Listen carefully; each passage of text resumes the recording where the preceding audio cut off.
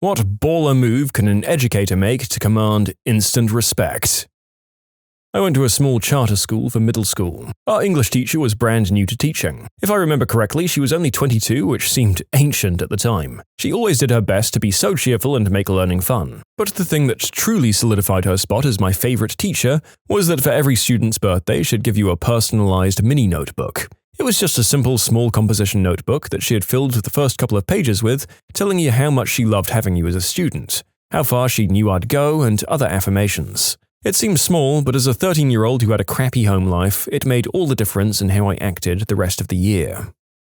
When I was in the first grade, my mother gave me one of many really awful haircuts. The first day back at school afterwards, the kids picked on me horribly, so much so that I ran out and hid. The principal found me and we went back to the classroom, and he asked me to wait outside for a minute while he talked to the class. Then he walked me to his office and bought me a Coke. The next day, first thing in the morning, we had an assembly with the entire school, and he walked up on stage with his head shaved and completely bald and talked about bullying and the like. Some 20 years down the road, he had retired and I ran into him at college. Shook his hand and said, "You probably don't remember me, but—" "Yes, I do," he interrupted and said my name and the event. The man was and is a hero in my eyes.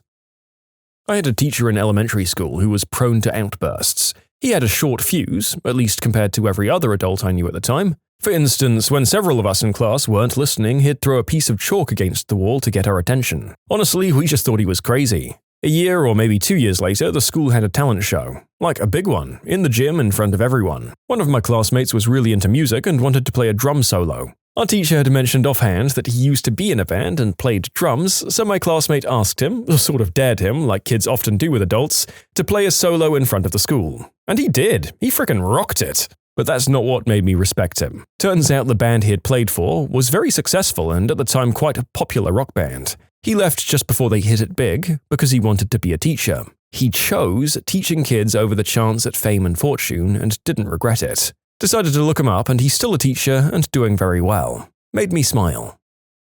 I guess even though he was a good guy who found personal success, at the worst moments of teaching, you might be prone to outbursts when you thought about how you could be rocking out in a band instead. Hopefully he found the wider experience of teaching more fulfilling outside of those frustrating moments. I had a physical education teacher who organized basketball, volleyball, handball, and football tournaments, organized Olympic games for the local kids, and taught us dancing on weekends. On his own, just for us kids, because we lived in a remote place without many activities or things going on. He was more than a simple teacher. I feel like this is the main reason that a lot of teachers in rural areas don't get credit for the amount of work they do outside of the classroom. Up here in Montana, many teachers have been known to actively go out of their way to help the kids, for the kids' benefit, whether it be coaching, tutoring, or helping out in general. I know many teachers everywhere do this, but after moving up here, living up here 10 plus years and seeing how much a rural community comes together to showcase the teachers, it's made me gain a better appreciation overall. I sincerely wish teachers got more credit because there are some out there that just make that impact on someone, and I enjoy reading about it. It makes me appreciate several of my past teachers from high school and college immensely more than I once did.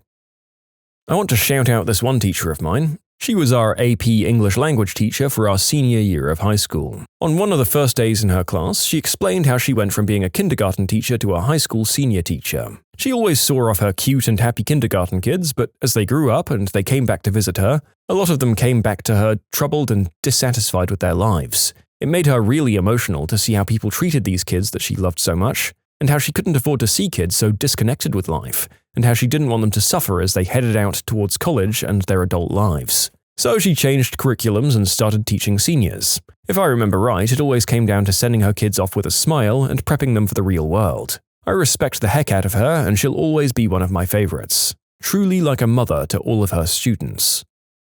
When I was a kid, we had to purchase these red punch cards to get lunch after school. Unfortunately, we didn't have that much money, so there were times where my punch card would run out and I wasn't able to eat for a while until we got enough money to repurchase another one. Why nobody in my family applied for assistance was beyond me. I had one teacher who noticed I wasn't eating every day, and she would bring an extra sandwich and offer it to me whenever she saw that. I really didn't understand how kind that was when I was a kid, but obviously as an adult, that was such an amazing gesture of kindness. In middle school, I went through something similar. I'd just go to my social studies class instead of the cafeteria for lunch because I'd never had food. Teachers started leaving a few dollars on my desk and would let me get lunch and eat with her. I ate with her for most of my 8th grade year, and I'd always bring her money that I got, like for birthdays or holidays, to try to pay her back. She'd just put it in her drawer and give it back to me later. I remember that to this day, and I try to make sure I have change and ones on me at all times for any of my students who need it, as well as keeping my bottom drawer stocked with snacks. My students always know they can count on me for food if they're hungry. The one who didn't take crap from me. I was a pretty decent writer in school, able to pop stuff out quickly that was superficial but sounded good. The first time I had a teacher hand my work back pointing out that I managed to completely fail to say anything was sort of a slap in the face that I didn't realize I needed. I'd been able to bullcrap my way through most English classes, but I'll never forget the professor telling me that she knew I could do better and to give more than I was.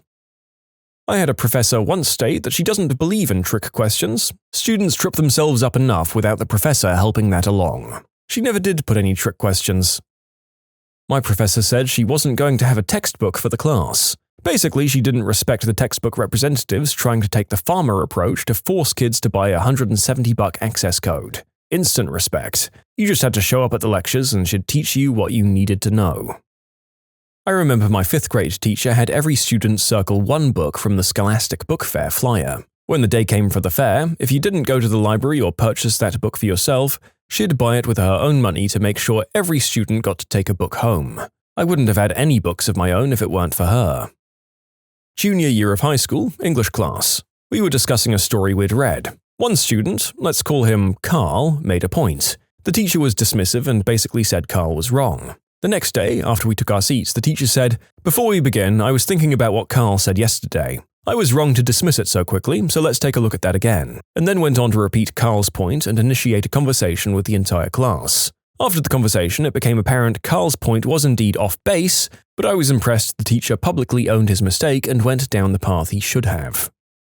Told us a joke about his name before we could and allowed us to eat during his class. Because kids your age can't help being hungry all the time. He was alright with it as long as we did it quietly. Great guy. His whole attitude made all of us actually pay attention and do our best. The bad grades. If you work hard, I'll work harder to make you pass. He worked hard for me, and I passed. Treated kids with autism or Asperger's like actual human beings. In my school, I was in a special needs unit for kids with Asperger's and autism called the CDU, the Communication Disorder Unit. The kids in there ranged from having mild Asperger's to full-on severe autism, and as such, most teachers treated everyone from there like they had severe mental health problems, just because they were labeled as having autism or Asperger's, even if it was very mild. But there was one support teacher in the CDU who was genuinely just a nice guy. Whether he was talking to kids who had severe autism or just some mild social anxiety, he wouldn't talk extra slowly or call you bud or pal at the end of the sentence. He'd talk to everyone like they were real human beings. It might seem like a small thing, but when that's pretty much how all teachers talk to you and treat you in every class, it's very refreshing to talk to someone who would talk to you based on who you were as a person, rather than treating someone differently for being labeled as autistic. English teacher in high school asked where my homework was. I responded, "I forgot to do it," and he said to the rest of the class, "Why can't you guys just be like Eddie? He doesn't come up with some excuse, he just tells me he didn't do it." While that's funny, and I appreciate that the teacher valued honesty above time-wasting excuses, I do hope that he took measures to help you learn the material at hand while he was cutting through the bullcrap. I had a sociology professor who gave us a do not fail checklist. Complete it and you were guaranteed to pass. I also had a high school chem teacher who bet us all $100 that if we passed class, we'd pass our first college chem class. He was just really awesome all around. He told stories about traveling the world over breaks, got absurdly off topic to teach us random stuff, had a physics lab where we got to throw eggs at him, and occasionally we had a class where absolutely nothing got done because we were having a discussion. He used to give out quarters for correcting him or for anything done really well. He put up posters about his trips and gave us extra credit quizzes about them because he said being observant was really important in chemistry. Actually, there were a few really weird activities in that class. I'll never forget the time he ate chalk to prove to us that it was the same stuff as in milk. He was brilliant, hilarious, and just a really incredible human being.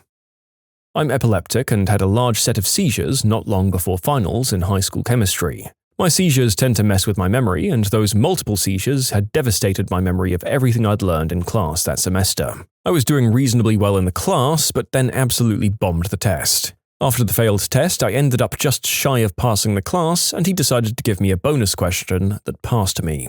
I didn't expect that, but the empathy was nice to see from a teacher. Even so, the whole situation sucked. My math teacher told me that I should have studied better. He then offered for me to retake the test, which seems reasonable enough, but there was no point as all the info was just gone. I've only had one seizure of the same sort that was worse than that, but fortunately I've got a very understanding employer. It doesn't hurt that I've got a union rep as well.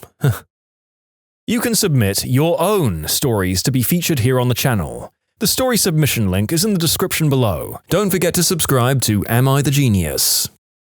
I had a business studies teacher who used to be a mental health professional. She knew the signs when my depression was particularly bad, for example submitting work at 3 a.m., and would always make sure I'd eaten and offered me coffee and generally made her classroom a safe space for anyone. Sestine, if you're reading this, you're amazing.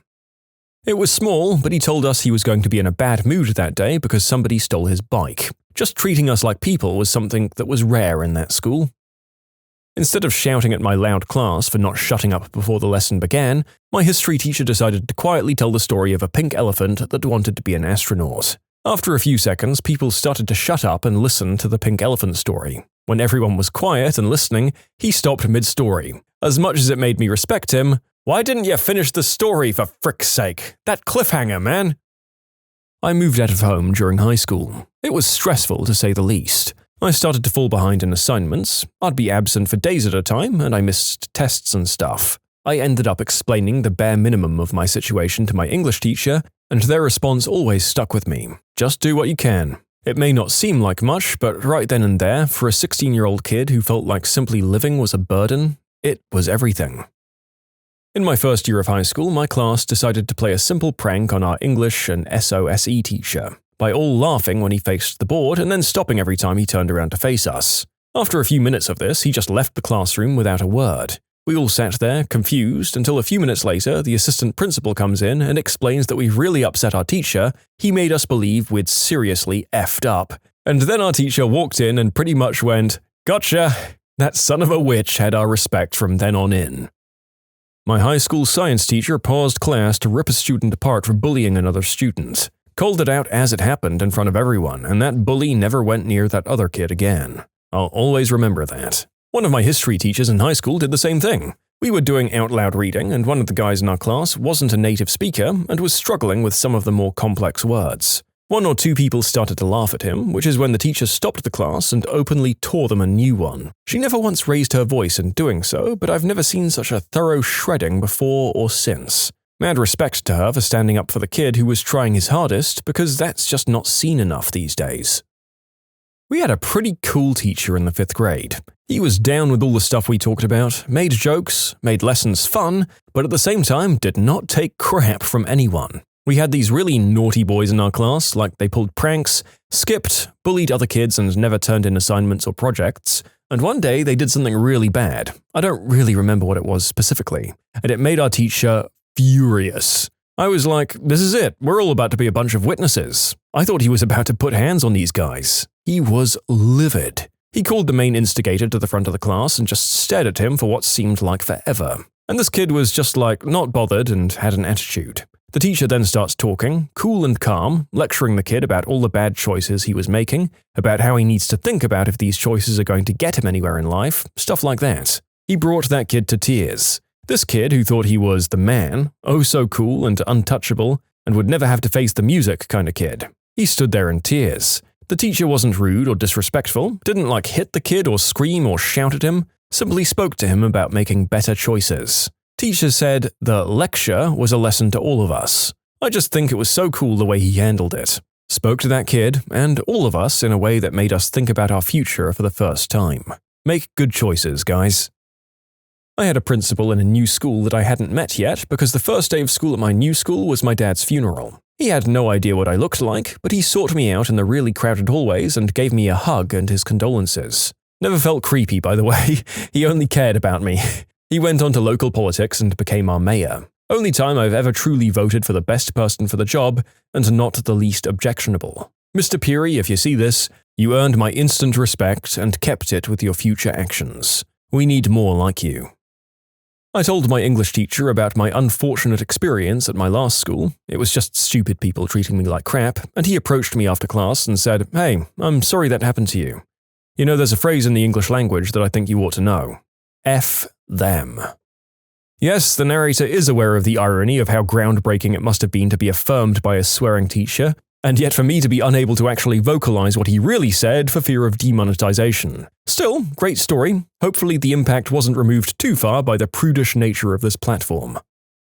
A supply teacher spent the day recovering my lost sticker collection. I'm sure it's done in other countries, but in UK primary and junior schools, playtime becomes a trading hub on the playground for stickers. Anyway, one particular day I made a massive haul, which I misplaced for a split second, and then it was gone. I was devastated, and my teacher saw me in distress when I got back to my class. She promised me she'd get them all back for me. True to her word, she did. In fact, it turned out several people had made off with my stash of stickers, and she spent her lunchtime tracking down every one of the children who had them, claimed them back, and then grilled the kids about who else had my cards and getting them to see her. By the end of lunch, she returned to me, all accounted for. For a supply teacher to do this, it was a seriously kind gesture, as most teachers would have shrugged their shoulders and carried on as if nothing had happened. A lot of people are asking me what a supply teacher is. It's just another way to call a temp replacement teacher when the normal teacher is ill or can't teach on that day. This one was an absolute legend. We had her for a few weeks and she made learning actually fun.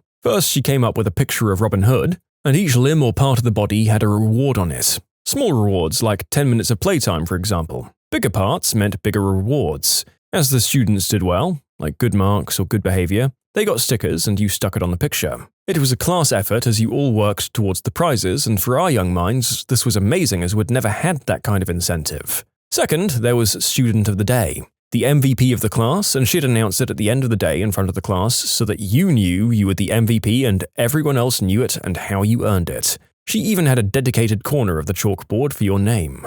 Again, as a kid, it just blew your mind, and you got perks like getting to sit on the chairs instead of the floor, and of course, more stickers. Yeah, I did cry when I saw her go. When she got those stickers back, I was absolutely compelled that night to write her a thank you message and got my parents to sign it.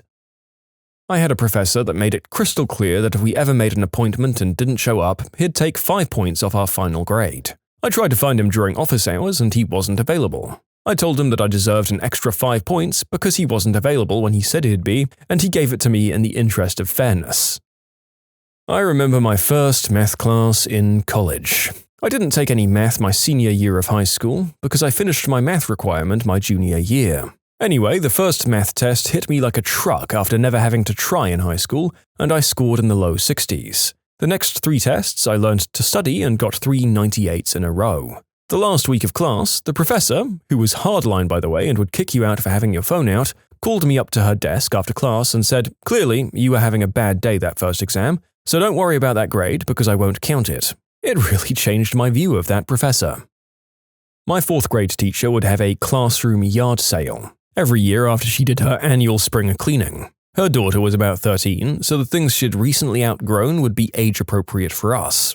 I'm aware this wouldn't work out every year, and I'm not sure how long she taught at our school, but she told us it was a regular thing. We didn't have to pay for them. If we needed or wanted something, we could just have it. There was some sort of lesson incorporated into the yard sale, how to trade or value money or something like that, so that we didn't feel embarrassed if we needed a few more things than the other kids did. I wish I could remember exactly how it worked, but this happened in 1994. She was an all-around great teacher. Thanks, Miss Ferrell, whose name I've probably misspelled. Your class was fun. I had a professor in college who was 5 minutes late to the start of an 8 a.m. lecture and clearly distraught. She started apologizing for the delay and explaining that she just got off the phone with her sister, telling her that her mother had just died of cancer. The remainder of her lectures for the day were cancelled, but she was going to try to keep it together long enough to do ours, since we were already there so early in the morning. I respected that she decided to give us the lecture we had come for, despite being in the immediate shock of mourning a loved one and being vulnerable enough to tell us. My band director, he laughed with us. He talked to us like people instead of lowly teenage students. And he read to us The Power of Positive Thinking. He saw a need for it. Some of the kids were bored out of their skulls and thought it was stupid, but some of us did listen. Personally, I love that he recognized a problem and took action. I've been out of high school for, 30 years now.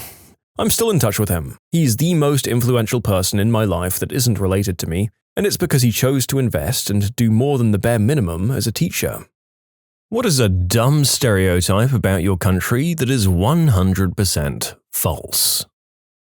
Romania. Many people believe we have vampires. but in my 700 years of living here, I haven't seen one. I asked my mates back in the castle, and they also haven't seen any, and they've been around for many more centuries than I.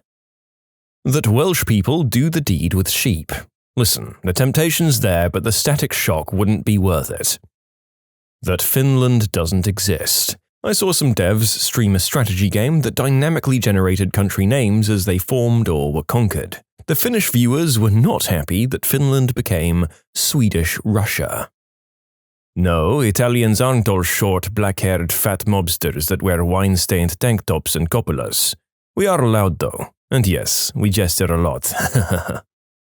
Iceland was not named as a part of some conspiracy to keep people away from a good thing. The name comes from the fact that early settlers arrived during summer and then suffered horrible losses of livestock and people once the winter hit, and icebergs were seen filling the fjords. It was more of a warning than anything that this place sucked. Greenland, on the other hand, was probably named as such to make it sound more hospitable. Parts of Greenland were actually fairly green when it was named in 1000 AD, at least in the southwest corner where Eric the Red landed, thanks to the Gulf Stream taking a slightly different route back then. Kenyans are all long-distance runners. They live in huts, speak no English, and have pet wild animals. Ugh, so here goes. The long-distance guys are mainly from one of the communities or tribes called the Kalenjin, that's about 15% of the population. Next, Kenya is still a developing nation with a lot of poverty, but there's also a lot of modern architecture. The country is rated 18 out of 100 on the English Proficiency Index. And lastly, you can apply for a social and rarely granted permit for your bobcat named Babu, but keeping wildlife is not at all common. And the Kenya Wildlife Services will conduct regular visits to ensure Babu isn't being kept in Meowschwitz-like conditions. There was a popular documentary in the US about Kenyan runners, and they basically lied. They said that Kenyans ran long distances to schools, whilst completely failing to mention that most Kenyans take the school bus, and the kids they were featuring were running to school as training, not because they had to. Yeah, I feel like this comment is the condensed experience of going to a Trevor Noah stand-up comedy gig. And it's a message that still needs spreading in 2025. There are a lot of people all over the world who have very stilted views towards the entire continent of Africa. Also, it should be noted that the narrator will be doing accents for only a few of these, as doing bad comedy voices for every country of the world is probably a great way to make more enemies than I already have. People generally assume that when you're from Belgium, you're French-speaking. While a big part of the country is Francophone, the majority population is Flemish or Dutch-speaking. I blame this on 3 factors mostly. People mainly visiting Brussels, which is bilingual but has a Francophone majority, Americans mostly having been stationed in the French-speaking part in World War II, and Hercule Poirot. Greece is not only beaches and islands, we also have beautiful places for the winter, many mountains and mainland attractions. Every corner has something interesting. That it's always hot in Australia. It's not. It goes from hot to cold. There's no other temperature except for a few days of the year. That crumpets and tea make you posh. I can get 9 crumpets for £1 from my local Asda. It's far from posh. The myth is that everyone here is always drunk on vodka and people ride bears, play on balalaikas and dance the kazachok, and that we're either drunk or mad. While there is problem with alcoholism, a lot of people don't drink, especially not vodka. Funnily enough, bears do appear, but very rarely. And the people that ride bears have them as pets? No, they're considered unusual by other Russians. Balalaika is dead, I know one person that plays it, and that's it. We dance the kazachok, only ironically at this point. We're not always mad, we're just people, with emotions. But ushankas are great and warm, so people do wear them. Not all of them, though, and also we're not all super people. All of our country is just green herb and red light districts. Yes, we have these things, but the Netherlands has lots of culture. That Mexico is a desert. The Yucatan is fully rainforest. It's where jaguars come from. Never mind the huge swaths of pine forests in the middle of the country too, particularly around Mexico City. A lot of people confuse different European countries. For Switzerland, you're often Swedish. I'd imagine it's similar for Belgium and Bulgarians and Slovakia and Slovenians. I'm from Serbia, and people used to try and convince me it's a part of Russia. That's Siberia. That everyone in Vietnam still harbors resentment against Americans, or the French, or the Japanese, or you get the point. I've lived in Saigon my whole life and I've never actually met anyone here who holds such grudges. It's pretty inspiring actually. Could probably learn a lot from that. That the Irish are the biggest drunks in the world is completely false and mean, as we're only the second biggest drinkers in the world, but we hope to get the first place next year. In terms of pure ethanol from all sources consumed per capita, Moldova wins with 15.2 litres per capita per year. That Inuit still live in igloos. The Prime Minister's igloo has been closed for renovations since 2019. That all Germans have some secret knowledge of the Second World War that they'd love to share. I always found that interesting when I lived in London. Especially English people over 40 would ask me for some first-hand experiences from the war. Keep in mind that not even my parents were born at that time. The facts we know are the same ones you do from your history classes and stuff. That we say shrimp on the Barbie. It was an ad campaign to appeal to Americans. It was the most successful tourism campaign still to this day, but literally no one in Australia says that. As an authentic Aussie, let me tell you a story about Foster's as well. A friend of mine owned me a slab of beer, and he arrived at my house with a slab of Foster's. My other mates and I looked around at each other and said, "Why did you buy that?" He explains that maybe we should try something different. We all seem a little sus about it when my mate suddenly says he'll return it for something else. Days later, he goes back to the bottle shop and asks the cashier if he can exchange the Foster's slab for a different beer. He also says he lost the receipt for the Foster's, but the cashier replies, no, that's alright. I remember you. You're the guy who bought the Foster's slab." That everyone drinks maple syrup, and there are moose everywhere saying, "Sorry," all the time. That leprechauns are real, and we're a nation of alcoholics. Alright, that last one might actually be true. I swear to God, if someone says Ireland is part of the UK though, one more time. That everyone plays soccer and knows how to dance samba, that there are monkeys in the streets, and that the capital is Rio de Janeiro. That sheep roam the highways here in New Zealand. To be fair, I've had to stop for sheep on the highway just out of Wanganui. Same. That Brazil is a huge tropical jungle in which people speak Spanish. Brazil actually has several major cities and different environments. Sao Paulo, for instance, is a huge sprawling metropolis with about as many inhabitants as New York and LA combined. In many southern areas of the country, it actually snows on occasion, and we're a Portuguese colony, so we speak Portuguese. Most people don't realize how fricking massive Brazil is. Its northernmost point is closer to Canada than its southernmost point. Yes, the narrator was embarrassingly old when he learned that Brazilians spoke Portuguese rather than Spanish, and he's constantly surprised when he learns how massive a lot of the South American countries are. It's an ongoing learning journey. Dracula is often depicted as living in Transylvania, and while he was imprisoned there for a while, he was actually the ruler of Wallachia, another historic Romanian province that neighbors Transylvania to the south. As for the rumor that we're vampires, I neither confirm nor deny this statement. Thank you for reading, mortals. I mean, friends. People think British people are either stiff upper lip public schoolboys or cockney bricklayers and football hooligans. There's a whole world of people in between. Some of us don't even like football. One of my friends doesn't even drink tea. Not sure why she's my friend, to be honest. That the Germans don't have humor and we live to work. Also, that our trains are always on time. As someone who often relies on the Deutschbahn to get around, that seems like a cruel joke. French here. That we don't shower. We do, guys, we're not in the 1700s anymore. Also, that French women don't shave. I mean, there's some that don't, but this has more to do with their personal choices and a general trend of having more and more women that don't shave around the world than their inherent Frenchness. Oh, and that we're unfaithful too. I see that stereotype all the time on the internet. I don't think we're more unfaithful than our European neighbors or even Americans. We do eat frogs and snails, though.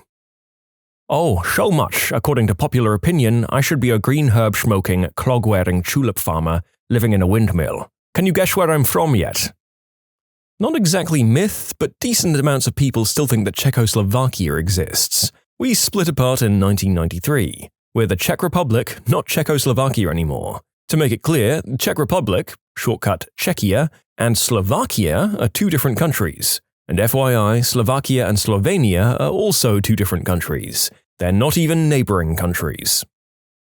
I've never seen a mime in Paris. To all the people who say they've seen a mime in Montmartre, Champs-de-Mars, or Champs-Élysées, that one time they were in Paris, yes. If you go to the most touristy place in the city, obviously you'll see some of them trying to rip off tourists. What I meant is that when you actually live there, they aren't a normal thing to come across. Well, did you check behind the invisible wall? That we're all sad, there's no sun, and there's always snow. Sincerely, any of the Nordic countries. Australian here, glad you asked. Everyone thinks it's dangerous as F, that spiders, drop bears, snakes, feral cats, and dogs will rip your freaking heart out every time you step out the door. The truth is that unless you act like a half-wit, poke said snake or spider with your finger, then you'll be fine. Battle echidna, dervish spiders, saltwater crocodiles, and drop bears just don't live in suburbia. You need to go into the bush to even see a lizard, which usually promptly F's off the moment a stone-footed Oompa Loompa waddles past them. I mean, sure, it's not as dangerous as people believe unless you go looking for the dangerous crap. However, I've seen plenty of Australians talking about finding huntsman spiders inside their houses, and that's enough to stay the F away for me. Another myth is that we lost the Emu War. We didn't just lose, we got frickin' demolished. You can submit your own stories to be featured here on the channel. The story submission link is in the description below, and if you want to listen to some vibey music in the background, check out easymode, also linked below, and subscribe. That we roam around with wild animals like lions and rhinos, have no cities and thus live in huts, and that we're all poor and malnourished. Don't forget that Africa, the most ethnically and culturally diverse continent, is supposedly one big homogeneous country. I had to tell my cousins in the UK that no, unfortunately we don't ride kangaroos to school and work every day in Australia. Pfft, nobody thinks that Australians work every day. That we're all ginger alcoholics who hate the English and run around the hills in our skirts screaming, "Freedom!" When I started dating my now wife, who's from Oklahoma, she informed me that her friends and family were convinced that Canadians didn't have ice or toilet paper. They wanted her to ask me about it because apparently they were confused by that. I'd never laughed so hard. I mean, it's Canada. We're ice 70% of the year, basically. Nigeria. That everyone here is into scamming people. Huh. As a Nigerian, I mean, there is a prevalence of internet scams compared to most other countries. That Indians don't speak English. I was once asked how I'm so good at English. Like we're literally the second largest English-speaking country. I know, right? I'm far more fluent in English than my first language, and people are very surprised when I tell them I'm from India. That the only thing we care about is rugby, and we all live in hobbit holes. I, for one, am absolutely terrified of rugby, but I'm Kiwi as, bro. That we are all rude if you don't speak French, we don't shower or shave, and we all like wine, cheese, and baguettes, and France can be summarized as Paris. Genuine conversation I had in a bar with a Frenchman in Cantal. Do you know who we French hate the most? Oh, here we go. It's us English, right? No. Germans? No. Americans? No. I give up. Parisians. To somewhat counter your point, we were drinking wine in a village next to a shop that only made baguettes. You know what? That last point does make me feel like I have more in common with the French, because literally every country in the world seems to hate the denizens of the capital if they don't live there. They're just like us, guys. Woo, Singaporean here. First, no, we're not part of China. We're not even in the same region. Yes, the population is 60% ethnically Chinese, but that doesn't make us a part of China any more than it makes the USA part of Britain. As a matter of fact, there's a problem of racism against mainland Chinese, since locals tend not to see them as true Singaporeans. This is exacerbated by the fact that lots of mainlander Chinese are pretty pro-China, human rights violations and all, while the local Chinese don't like China and the CCP very much. We're closer culturally to Taiwan. Second, it's not illegal to be undressed inside your own home. You can be starkers while bathing or doing the deed if you like. You just can't use "I am in my own home" as a defense against streaking or showing everyone your naughty bits. 90% of the population live in government apartments, and we don't need pervs flashing people through their windows. Incidentally, this is a law come about because people were doing that. Singapore used to have a big flasher problem back in the 80s. Times were just weird. 3. It's not illegal to chew gum, only to import or sell it or bring it onto the trains. This is because idiots used to literally gum up the train doors and make everyone late for work. The government put up with it for a few months and then said, screw it, no more gum for anyone. This is why we can't have nice things. And finally, the government doesn't fine people for every little offense anymore. They used to, but enforcement has become lenient in the last 2 decades. Sadly, this means that there's now a ton of litter where the streets used to be pristine. Still, you might not want to litter or spit right in front of a cop. That Africa is a country and that it's comprised of only one ethnicity. That it's socially acceptable to call people the C word. You'll get away with it with your mates, but you'll probably get your head stomped if you call the wrong person that in public. Also, it's possible to be arrested for using it in public in certain circumstances. Oh, and I hate that people think we all knew Steve Irwin. Like, sure thing, we've all shared many a bush-chuck tinnies with old mate Steve-O down the local. Not all of us say, eh? Wait, I'm confused. Are you Canadian or Kiwi? Somehow people think that Brazilians speak Spanish and only like soccer and carnival. The soccer and carnival thing is mostly true, but Spanish? Really? Most people can't tell Portuguese and Spanish apart, so there's that. Pair that up with only having a vague idea of what European country invaded what plot of land back in the day, and you've got a reason for the confusion. That we're all tech scammers and like eating cow dung. If your guess was India, congratulations, you've been influenced by the stereotype. That the Netherlands is called Holland, but Holland is only a piece of the Netherlands. Also, that apparently we're the inventor of the tulip, that was Turkey. We aren't all overweight people wearing old Navy American flag t-shirts and khaki shorts. Only like 60% of us. That and all Americans own firearms. The majority of Americans don't even live in an armed household. There are more than 2 accents in the UK. It's not just Cockney and the Queen's English. That everyone in Japan works crazy hours and never has enough time or energy for things they want to do. People on average work longer hours than mainland Europe, sure, but they work less hours than the US, so that's BS. In France, everyone believes the opposite, that we do the bare minimum and are on vacation all the time. Yep, that's not true. My dad's a university professor and he works a lot, while my mum works in tech and it seems to be even worse there. That Sweden is a socialist paradise. It's neither socialist nor a paradise, though it is a nice country to live in, except for the weather. That we ride camels to work in Turkey. Short answer, we don't. That in Brazil you can get robbed at gunpoint virtually everywhere you go and… oh wait, that's true. That Germans all wear lederhosen, except on the Oktoberfest or the Wazen, it's a rare sight. That we're hungry. Alright, it looks like I should have specified that I am talking about the country of Hungary. That we here in Hong Kong have basic human rights. So many people think that the drop bear isn't real. It is. You've got to be real careful because they're real sneaky and they'll screw you up. There is no freaking cream in carbonara. Regardless of the borderline relevance and hilarious Italian culinary outrage, this is true, and the actual real recipe, using tempered eggs, is way tastier and cheaper anyway. Try it out, folks. The whole world seems to think that Germany is a place run by very smart, efficient, and hardworking people. The truth is that there are little to no relevant innovations coming from here. We've missed the jump into the new era because of stubborn and conservative structures and ideas. The once high-quality label Made in Germany isn't worth a damn anymore. It might still be better than some cheap crap from other countries, but it is still built to break. That all Australians drink Foster's beer. On the contrary, it's one of the least sold beers here, and it tastes horrible. That we all have the same accent or sound the same way when we speak. People watch a lot of British TV and assume we all speak in RP or like Londoners, when there's a pretty broad range of accents here in the UK. Like Northern or Midlands accents are wildly different to the ones in the South, and don't even get me started on Welsh, Scottish or Irish accents. That we're the freest country in the world. With a caveat, only people within the US actually believe that. Those on the outside, not so much. That all Alaskans live in igloos and ride polar bears. The image most people outside of Europe have of Austria. Did you really think that we're always wearing lederhosen and drindel? That we're all living in the Alps and that we yodel from one mountain hill to another to stay in touch with our neighbors? Actually, that would be pretty great, to be honest.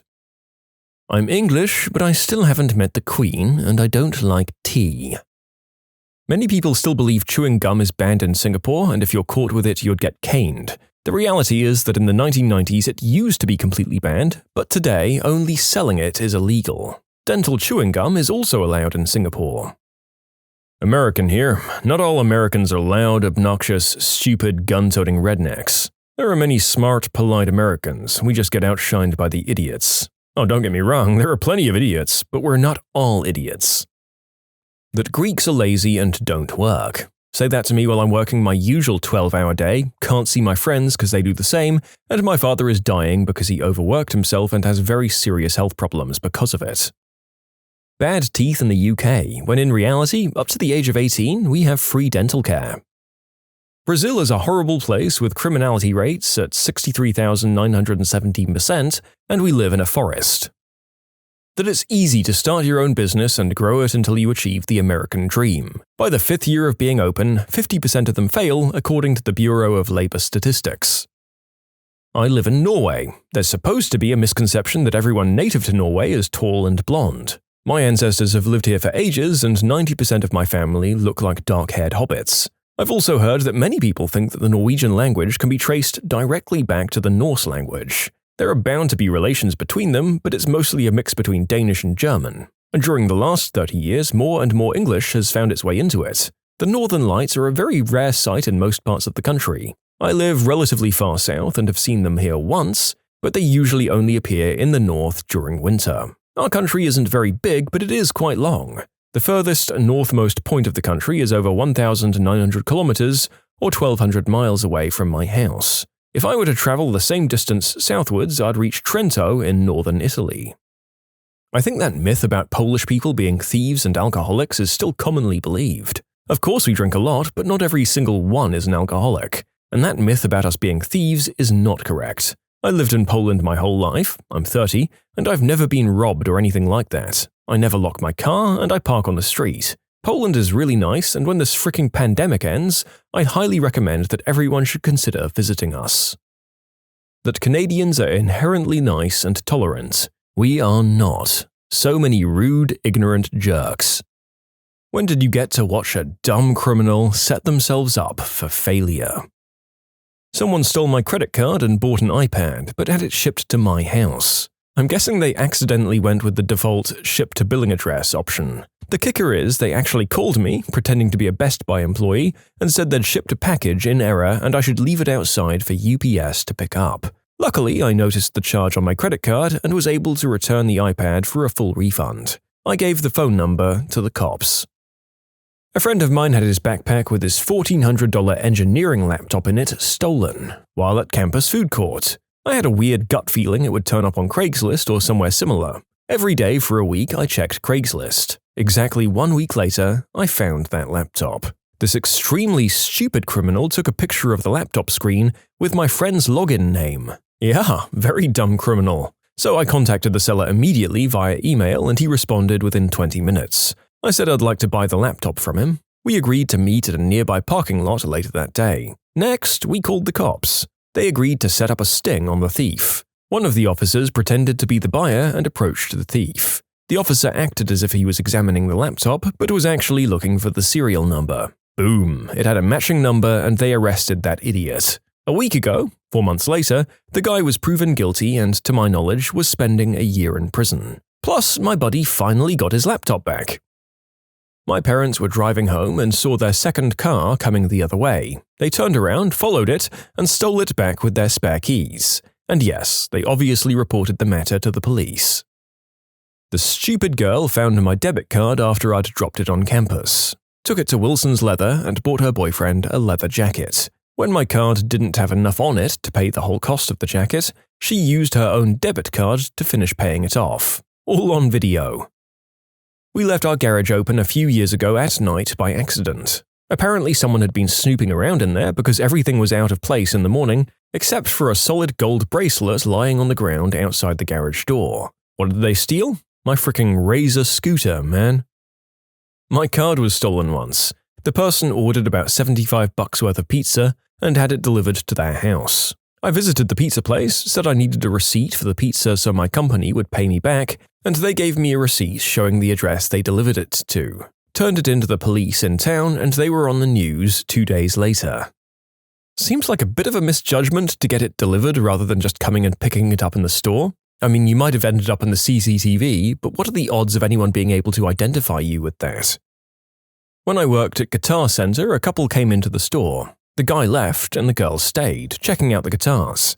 A sales guy saw her holding two higher-end Gibson Les Pauls down by the low-end side of the wall by the BC Riches.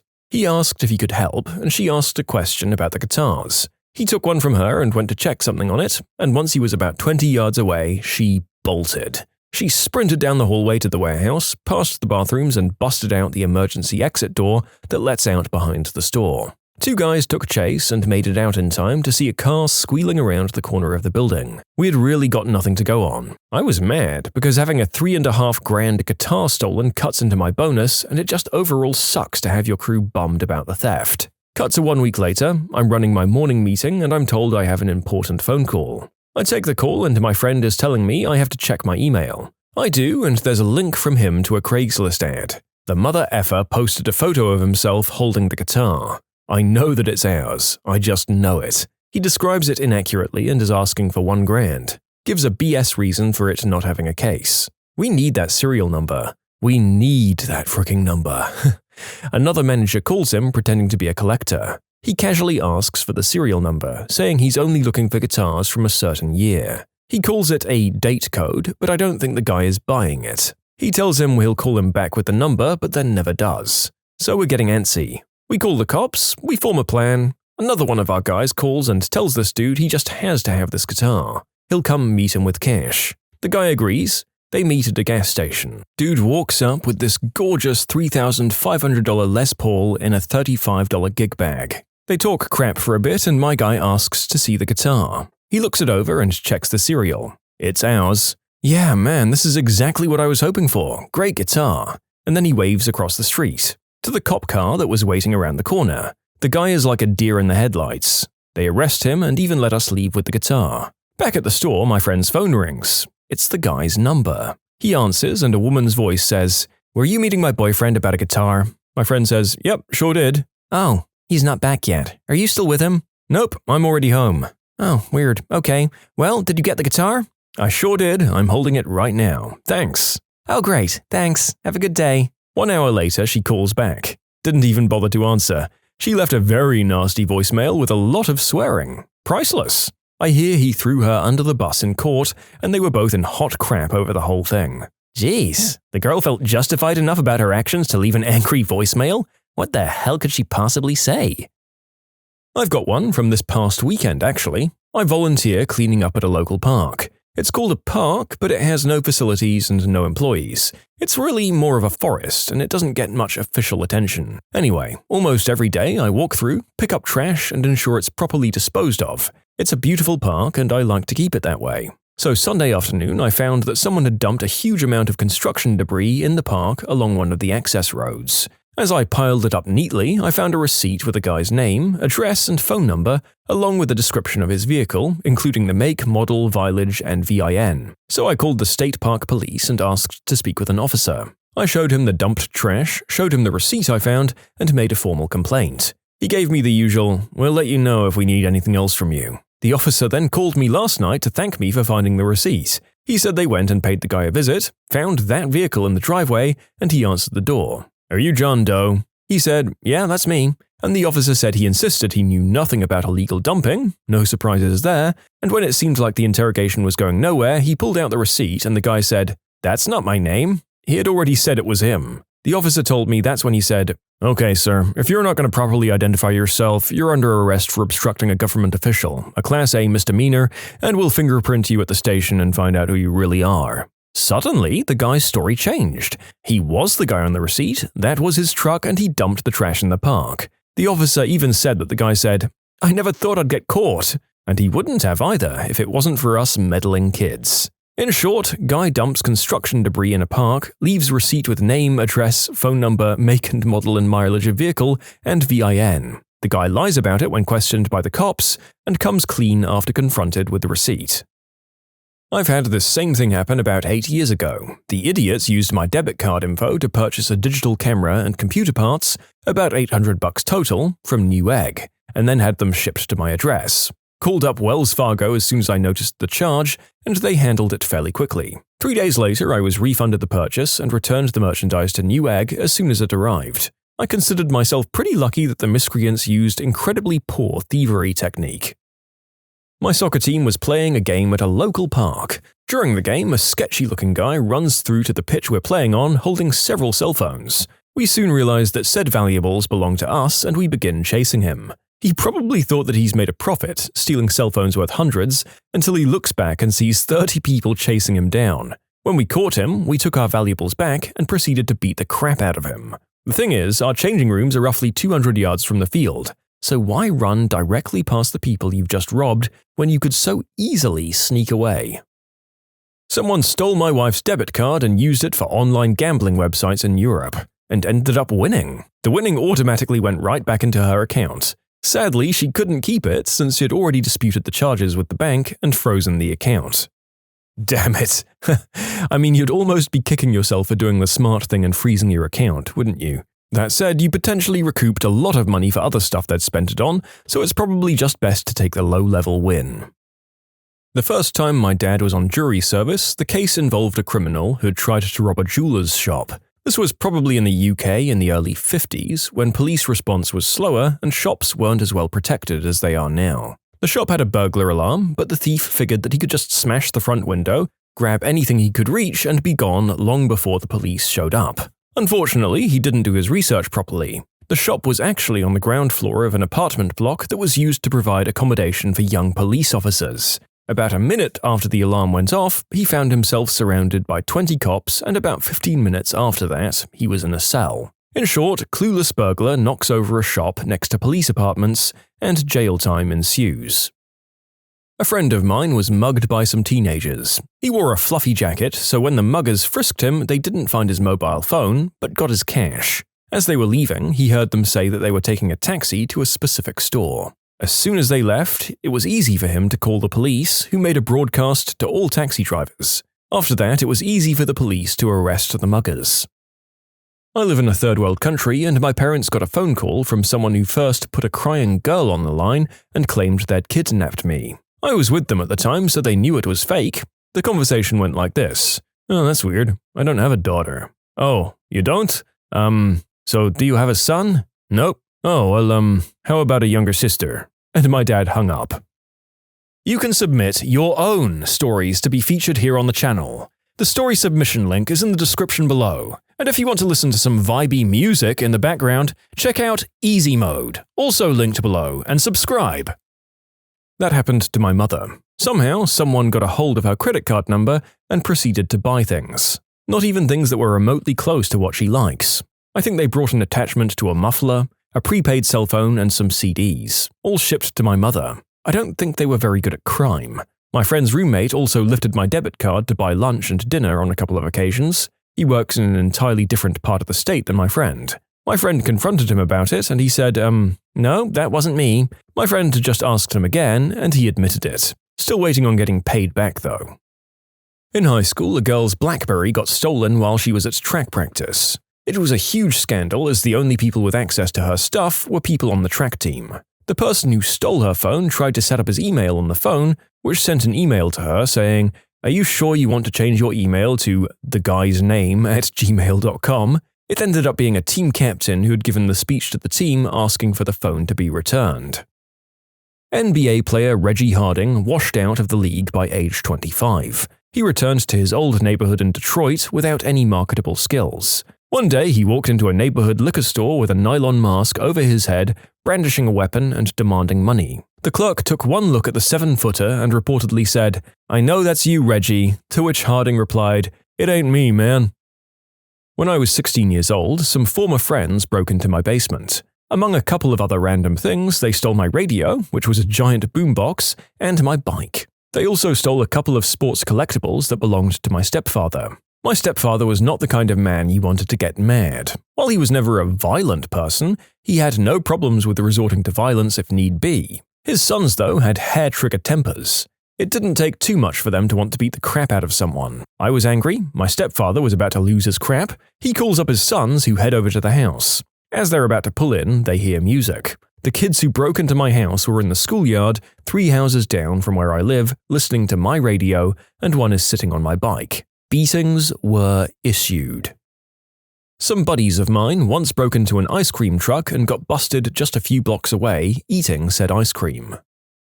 I had my iPod Touch stolen. The guy didn't seem clever when he started talking with his girlfriend on my Facebook. Figured who she was, talked with her, got her to talk with him, he lived far away apparently, and boom.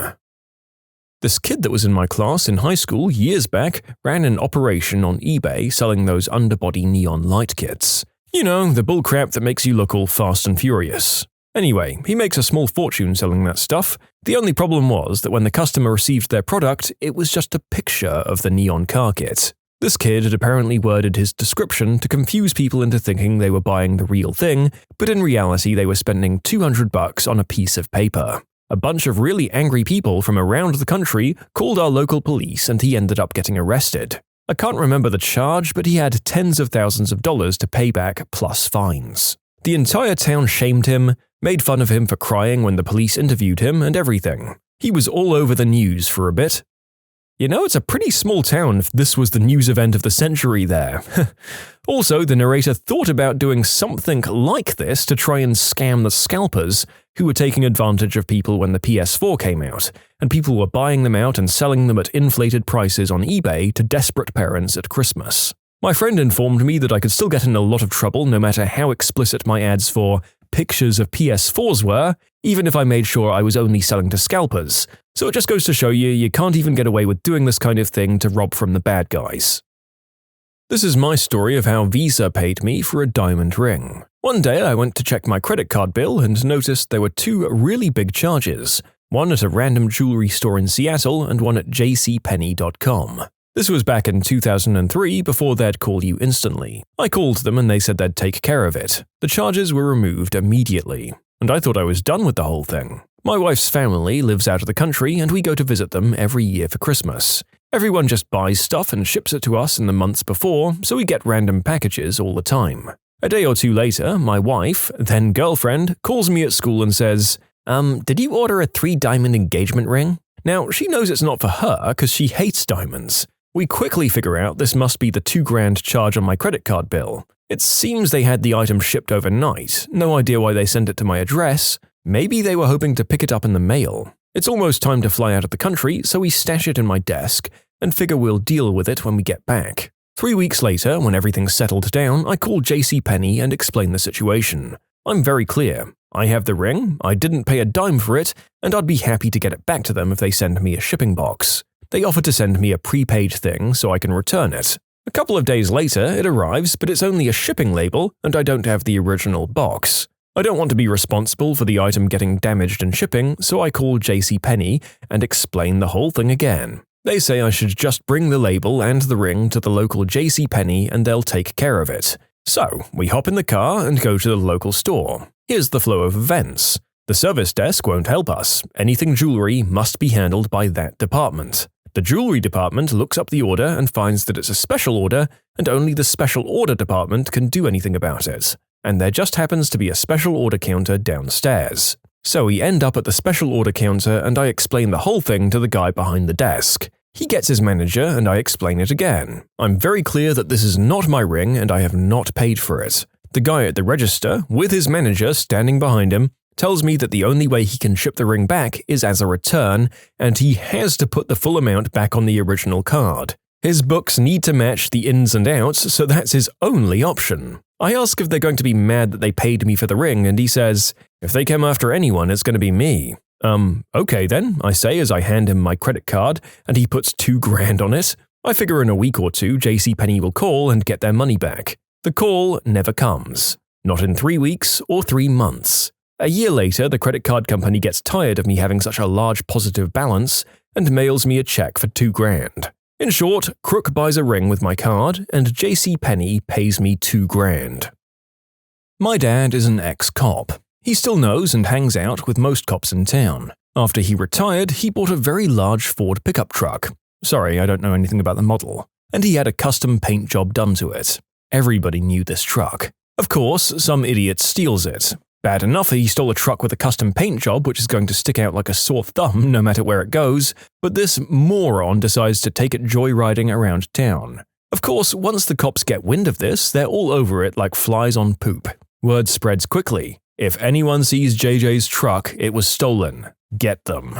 It's not like they had to look very hard. There were eagles painted on the back windows, each door, and the hood. It's not like the truck was going to blend in with the rest of traffic, especially considering the owner is well known. The guy might as well have had a neon sign saying "Please arrest me" floating over his head. He was busted the minute he drove by a cop, which didn't take very long. A guy I know stole my bike once. 2 weeks later, however, he forgot who he stole it from and bragged to me and several other people about how he stole it, so I stole it back. I saw a guy get caught for stealing a bunch of Nutter Butters once. What do you mean by a bunch? Was he stealing multiple packages of Nutter Butters, or did he just grab a handful of loose Nutter Butters and run? I'm gonna go buy some Nutter Butters now. Nice work, Nutter Butter PR rep. Amex is a little overzealous in their anti-fraud practices. I just purchased $1,200 of parts for my home computer rig from Newegg.com. I got a call about 30 minutes later from Amex asking if it was me. I said, yes, what kind of thief would send computer parts to the billing address? His response was, you'd be surprised. And some of these other answers are making me realize they were far from exaggerating. Someone got a credit card in my name, made purchases, but paid the balance on time. Did you thank him for the good credit rating? In principle, no, but in practicality, I probably should have. I remember reading about someone on here finding that someone stole their identity and opened up several cards in their name when he was very young. They always paid on time and made his credit score great. I wish I could remember what the end result was, if they were already paid off, if he had to close it and pay the remaining balance himself or things like that. I love this. Were people just unable to get one in their own name? Had they learned from their previous terrible credit score and resolved to do better? So many questions about what's going on here.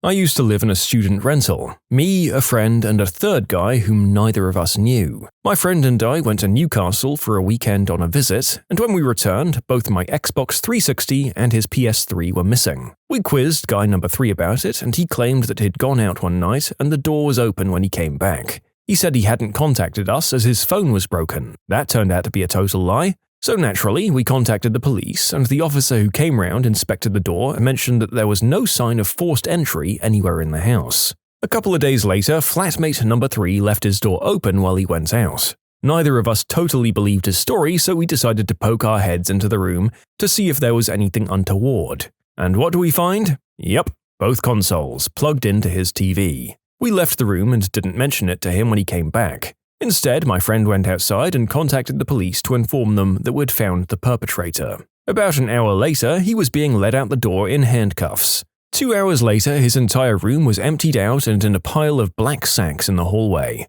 We work damn fast when we want to. His father came by the next day to collect the stuff and to verbally attack us for grassing, and we never heard from him again. To this day, we still laugh about the sheer audacity of stealing from someone you live with and keeping the stolen items roughly 20 feet away. When did you see the opening of a Pandora's box of gross or crazy stuff at a hotel? I wasn't working and was just a guest, but I wish I'd asked the staff for the backstory. I was checking into my hotel in LA and was given my keycard. Headed to the room, opened the door, and there was just this undressed buff dude standing next to the bed, staring at me. He says nothing. I apologize and quickly leave, assuming somehow I'd gotten the wrong room. I go back to the front desk and say, I'm sorry, but I think you gave me the wrong room. There's a buck man already in there. The worker at the front desk says, crap, not again. He pulls out his walkie-talkie and says, security, he's back again. They assigned me to a different room and I was on my way. I work overnights in a relatively small hotel and at least 6 or 7 days a week. I hear people doing the deed loudly as heck in their rooms. Half the rooms have a balcony that overlooks the lobby, and those doors are not soundproof at all. We had a man sleepwalk out of his room to the lobby completely undressed. We had another lady show up to the lobby in her undies. Her boyfriend had choked her out and stolen her wallet with the room keys. I worked at a hotel in a resort town in Europe.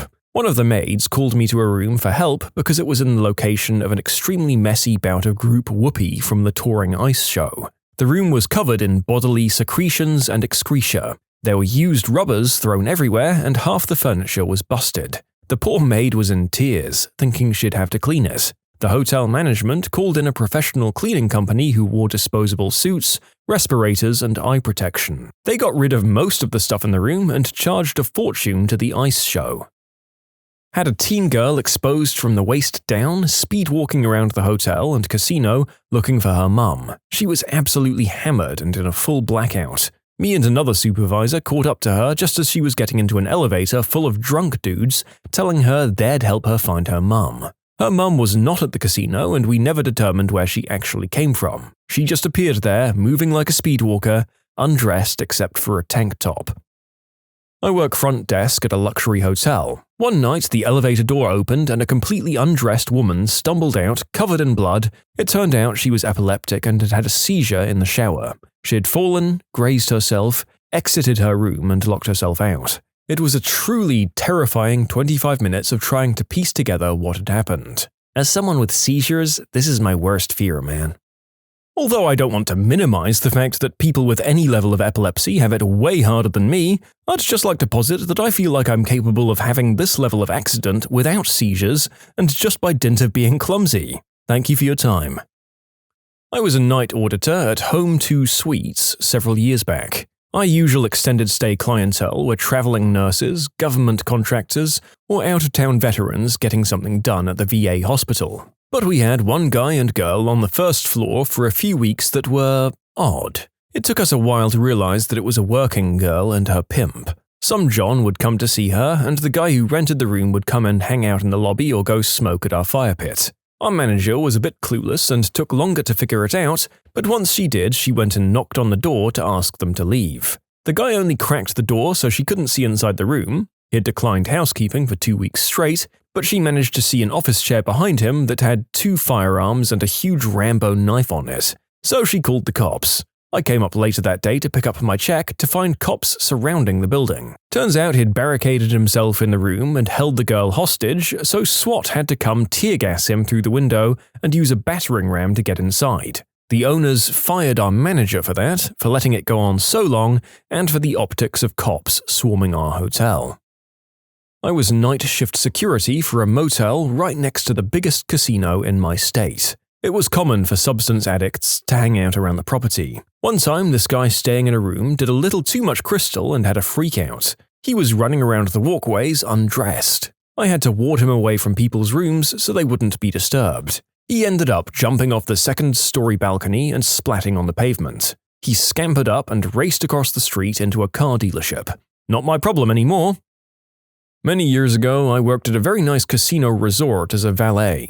A regular pulled up in his nice BMW and I went to help him. I wrote up his ticket, got his keys, and offered to help load up his luggage on a bell cart while we waited for a bellman. Opened the truck and went to lift the suitcase and I just about threw my back out. I was not prepared for it to be so heavy. I gave it another go and heaved it onto the bell cart, and I heard a sound. "Mr. Smith, did your suitcase just make an oof sound?" Long story short, a working girl who was banned from the property was stowed away in there to get back up to his room. The crazy crap that people pull on the regular to get blacklisted buddies, or blacklisted working girls, into their rooms, and that was just working in my hometown motel? Jesus! It was like some sort of video game nightmare of Spot the Impersonator. I had to know just who everyone was and all their potential relations too. Who was friends that week, and who was on the outs with each other. Who was dating who in the townie circle that week. 2 cousins parking their vehicles weirdly close to each other? Nope. Looks like one's back to dating the crazy pyro girl who lives under the interstate. She's definitely sneaking into the first floor room at that moment. The whole swapped ID with a similar looking person and a hoodie trick. Looking at the floor and waiting till a new hire was on duty to walk in. I've seen a legit full-on wig once. When an acquaintance of a blacklist checked in, next thing you know there's a blurred streak making mad dashes from a car to a room. That was always peak trouble, that signal. I'm working night shift as a receptionist and I had my fair share of questionable encounters. One night a guy comes from outside and asked if he could use our restroom. It's located 1 floor down. Every time we let someone in at night, we kind of scan the person before letting them in, and I didn't get any crazy vibes from that dude. After about 20 to 25 minutes, I got the feeling maybe everything wasn't okay and I went downstairs. When approaching the bathrooms, I could hear him inside the handicap toilets, and the door was open a bit. He was on his knees with his pants down, cranking and choking on the door handle while watching smut on his phone. I yelled at him and asked what the heck he was doing, but didn't want to lay hands on him, so I grabbed a towel and threw it over his face to break line of sight. I told him to leave immediately or I'd call the cops. I went upstairs and after a few minutes, he left the building. That one sticks out for me. Not witnessed, but I saw a portion on camera. A guest was walking the halls with a machete. He proceeded to go into his room. A few minutes later, the guest next door can be seen pounding on his door. The previous night, that guy had attacked the woman he was staying there with. I'm assuming they thought he was attacking her again. The neighbor started to head back to their room when the guest throws the woman out of the room, with her arm barely attached, spraying blood all over the walls and floor. He doesn't notice the door shut behind him and he takes off running. He was caught very quickly in a parking lot next door. That room was something I'll never forget. Blood and flesh on the bed and floor. The boss said to tell housekeeping to clean it up. I quit a few days later. Worked at AITA in Toronto. Management sent me up to a room that they knew for a fact contained a pimp. Big fur coat, grills, giant chains, and of course, his employees. They didn't warn me of this beforehand. If they did, I wouldn't have gone alone. The guy's employees were both undressed from the waist up and apparently celebrating a birthday, and tried very hard to get me to join in. I just needed them to not get another noise complaint because I did not want to have to evict them. Night auditor here, I've seen a lot. Multiple times I've had guests come to my desk completely undressed because somehow they locked themselves out. Again, undressed. This one always confuses me. And probably the most not safe for work one was a guest who'd gotten violently ill. We're talking projectile throw up on every surface of the room, blood all over, poop, pee, everything was just destroyed. Obvious call to paramedics, but I can never unsee that. I did security for a hotel for a number of years. I've seen au naturel guests locked out of their rooms, wedding parties break into the pool area and jump in fully clothed, and had a drunk woman climb out of her third-floor window and chill on the roof just below. The worst was when someone drowned in the lake beside the hotel and they hadn't found the body yet. Doing night rounds sucked because I was afraid I'd find the body. I think this story fits the bill for what you're asking. I was a pizza delivery boy. There was a Fleabag motel in our town and we get a call for pizza delivery. I get the order, I drive it over and knock on the room door. Guy answers the door wearing only a towel and I glance right past him and there's a beautiful, even more undressed woman laying on the bed on full display. She notices me looking, I'm sure, and just says, "How you doing, baby?" Not baby in like the way you'd call a lover, or like she was flirting, but more in a motherly way. I looked up at the dude after that and he just gave me a look like, "That's right, I just got done hitting that." Man, feels like he set this whole thing up as much for the little self-esteem boost of someone else just seeing him like this, as much as for the actual sensations of hiring her or for the taste of pizza. Just get normal hobbies, my dude. This one time staying at a hotel, and just outside my room, like 2 doors, someone passed out drunk and crapped himself. The liquid kind, in a huge pool, at least 2 meters in diameter. The hotel changed everyone on the floor to other rooms in other floors. When I was young and worked at a hotel, I was delivering a room service meal, and when I got there, the door was closed, but had just been left shy of being latched. I knocked and the guest yelled, "Come in!" I pushed it open with the cart, walked in, and he was standing there with a big grin on his face, watching my reaction as I wheeled in the cart. He was undressed, as was a woman who was on her knees in front of him, vigorously working. She never stopped or even did a sideways glance in my direction. He smiled and reached out and handed me a 20 he had in his hand and said to just leave it there and close the door on my way out. I guess part of the whole deal was to show off and see my reaction. I was shocked but never said anything to anyone at work. You can submit your own stories to be featured here on the channel. The story submission link is in the description below. And if you want to listen to some vibey music in the background, check out easymode, also linked below, and subscribe. I work at the front desk of a large convention hotel, one of the big brands. The lobby bar was right across the lobby from the front desk. One night as I was working the desk, checking someone into their room, these 2 drunk guys in the bar got into a fight. They were really going at it, beating the crap out of each other, and they spilled out into the lobby. One guy picks up a bar stool and just like in the movies, he crashed it down on the other guy's head. But unlike in the movies, the bar stool didn't splinter into pieces. It was solid wood and he bashed the other guy hard. Other guy went down like a sack of potatoes, out cold and bleeding all over the place from a large head wound. I got to sit and watch as the cops and paramedics came, arrested them both and patched up the one guy's busted head. Meanwhile, I still had guests checking in, wondering what kind of hotel they'd booked. I saw someone mop without putting out the sign. Definitely not safe for work. Well, let's see. One time, this guy left his recently used male adult toy in the room he was in. Hint, it's one letter away from flashlight. Never heard from him again. This other time, someone left a hardcore cartoon tentacle magazine in the room hidden under a cabinet. Then there was this other time a guy was smoking green herb in his room, and when I knocked on his door due to a complaint, the guy offered me a doobie. And yes, I took it. Got to deal with the crap I saw there somehow. I work in the back of the house at a major Las Vegas resort. When we first opened, management made every effort to conceal anything negative that might have occurred from the guests staying at the resort. One day on the receiving dock, an ambulance crew comes through pushing an empty gurney. About 30 minutes later, they came back with a body completely under the sheet. Someone had clearly passed away. The not-so-safe-for-work moment came when we realized that this obvious man's corpse had a protruding appendage coming from his groin, tenting the sheet. It was rumored that what had done him in was taking too much white snow and performance-enhancing bedroom meds, and he'd died in the act. I used to work third shift at a hotel while going to university.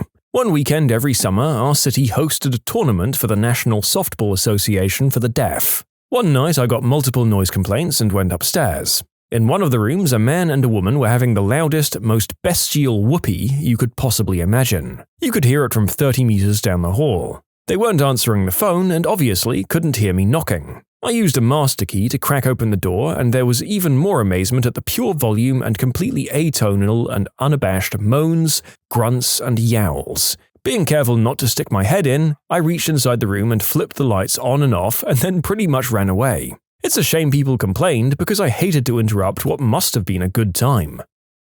The most not safe for work thing that I recall was the manager getting on a cleaning kick and accidentally mixing the wrong chemicals in the pool area. A toxic gas started to form and the whole hotel had to be evacuated at like 5 a.m.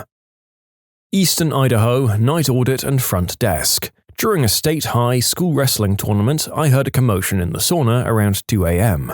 Grabbed the night audit baseball bat and went to see what was going on.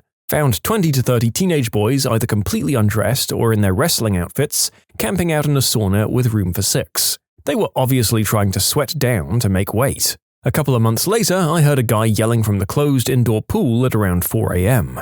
He'd stuck his Johnson in a drain hole at the side of the pool, and it got stuck. I assessed he wasn't in immediate danger and called the fire department. He wasn't free when I left at 6. Oh, the wrestling tournament. At least in Iowa, it's the bane of all hospitality workers in the Des Moines area. Back in the 1980s, I worked with a woman who had previously worked at a Holiday Inn, and she told me about a young boy who'd agreed to be stripped undressed, folded up into a rollaway, and his friends were going to roll it down the hall to the cheerleaders' rooms and sproing the bed open there. At least that's what they told him. They actually took it into a very crowded lobby, popped the bed open, and ran off. I'm guessing a few people got in trouble for doing that.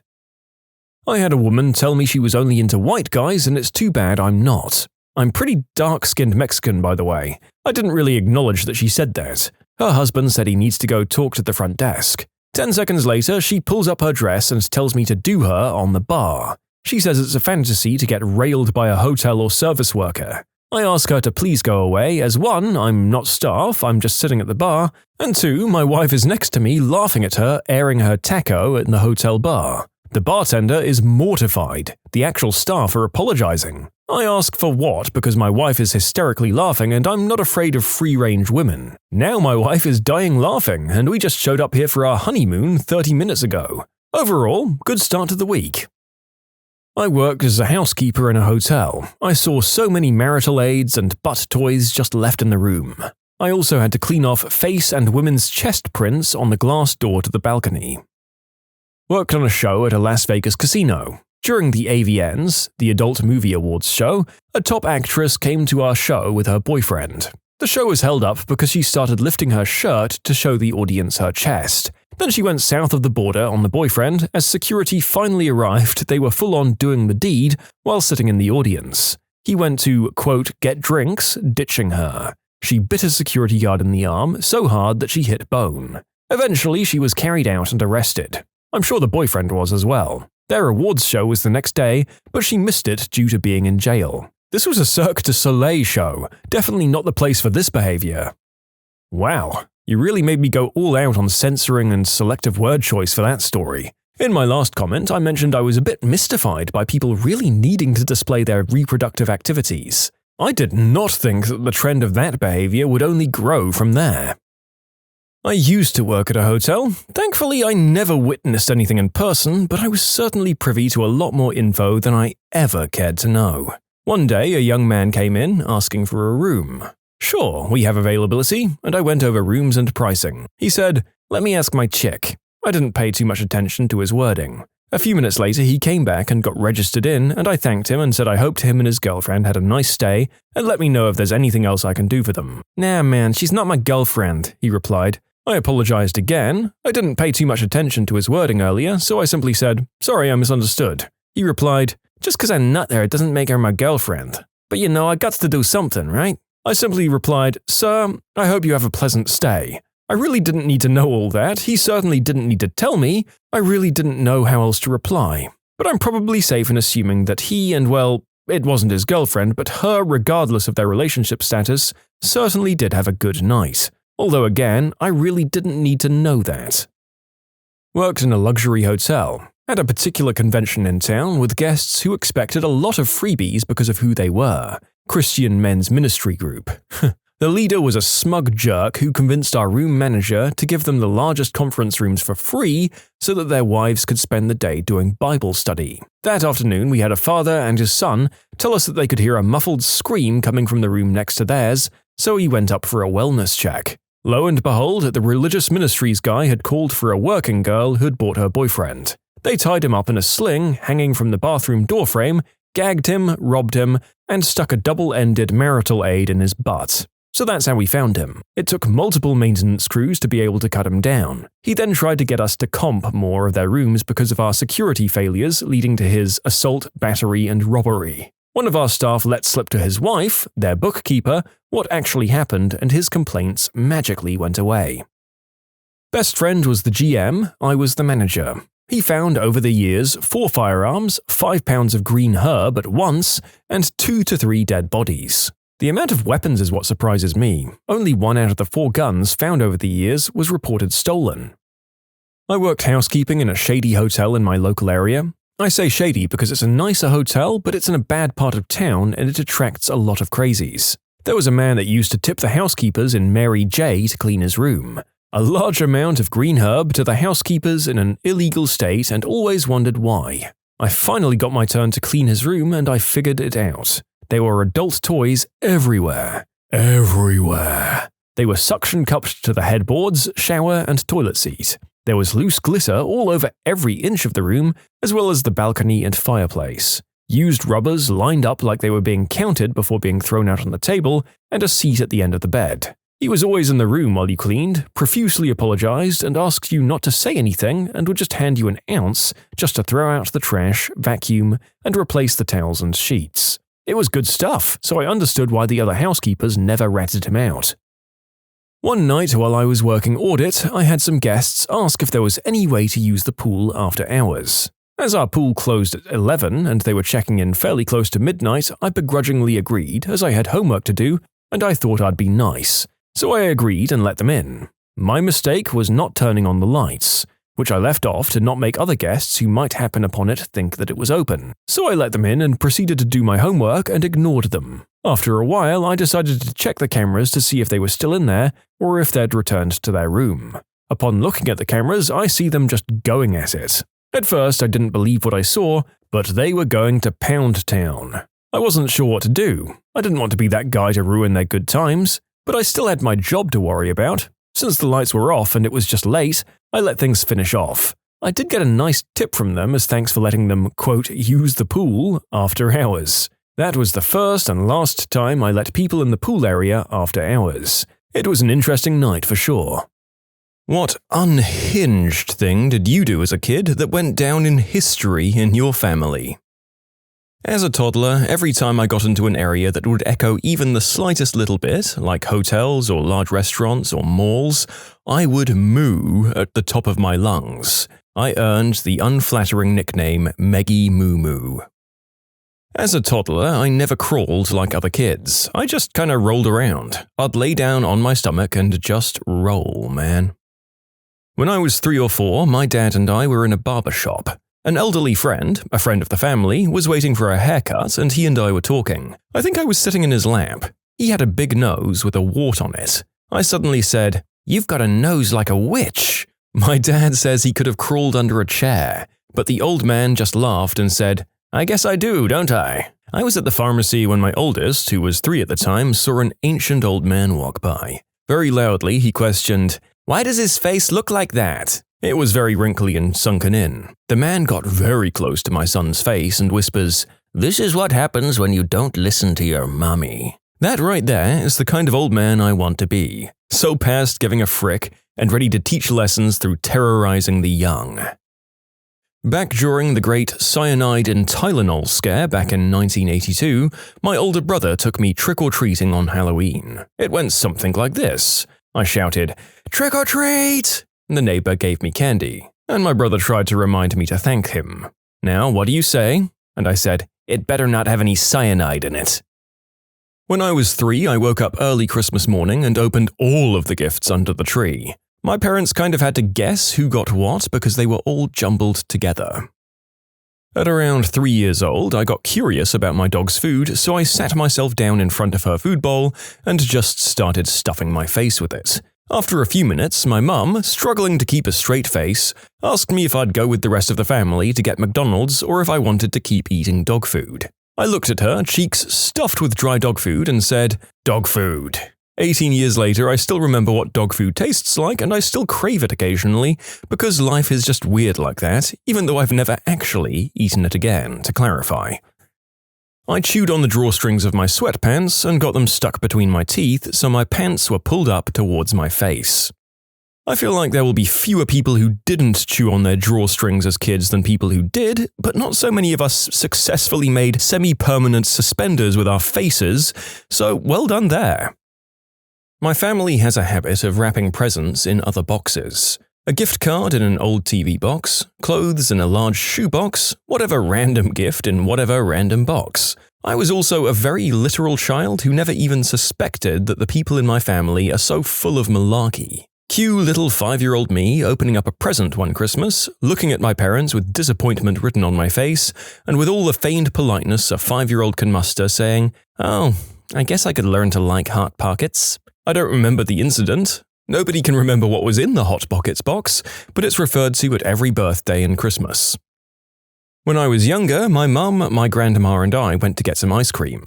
Being the unattentive little 3-year-old that I was, I let the ice cream fall. My mum bought me another cone, handed it to me carefully, and said, "Keep an eye on your ice cream," and I did. I face-planted into the ice cream.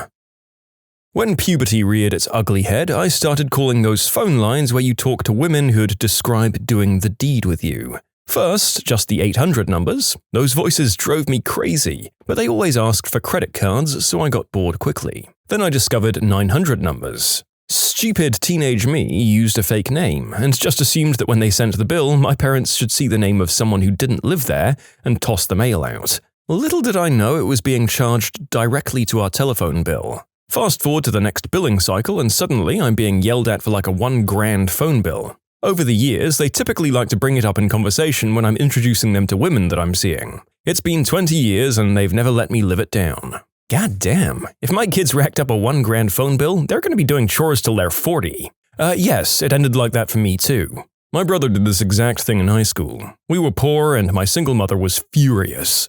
She yelled at us for hours and then sent us to bed. We shared a room. After a few minutes, she decided she wasn't done yelling and came back for more. I remember laying in a dark room with my mother standing in the doorway. Her last words were, "Do I need to stand here and talk dirty crap to you while you fall asleep?"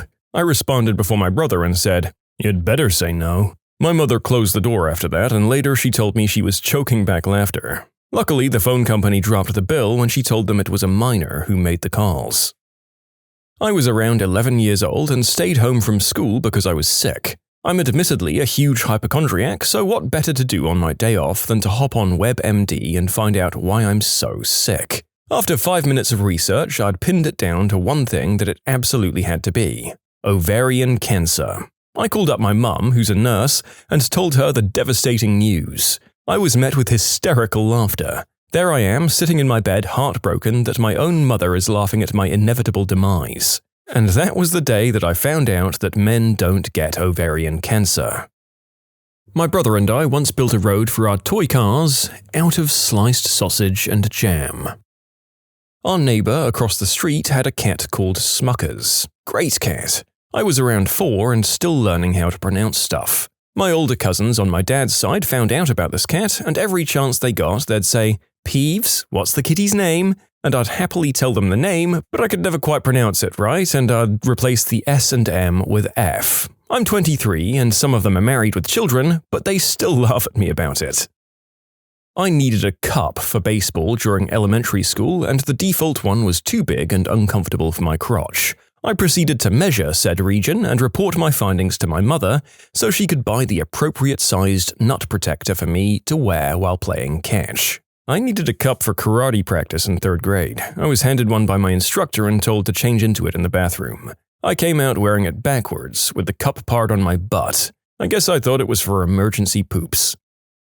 I was playing around in our front yard when I was around 3 years old, while my parents were on the front porch reading the newspaper together. Off in the distance, they heard me say, "Here, kitty, kitty, such a pretty kitty." And at first they ignored me and just kept reading together. I guess thinking I was using my imagination or something.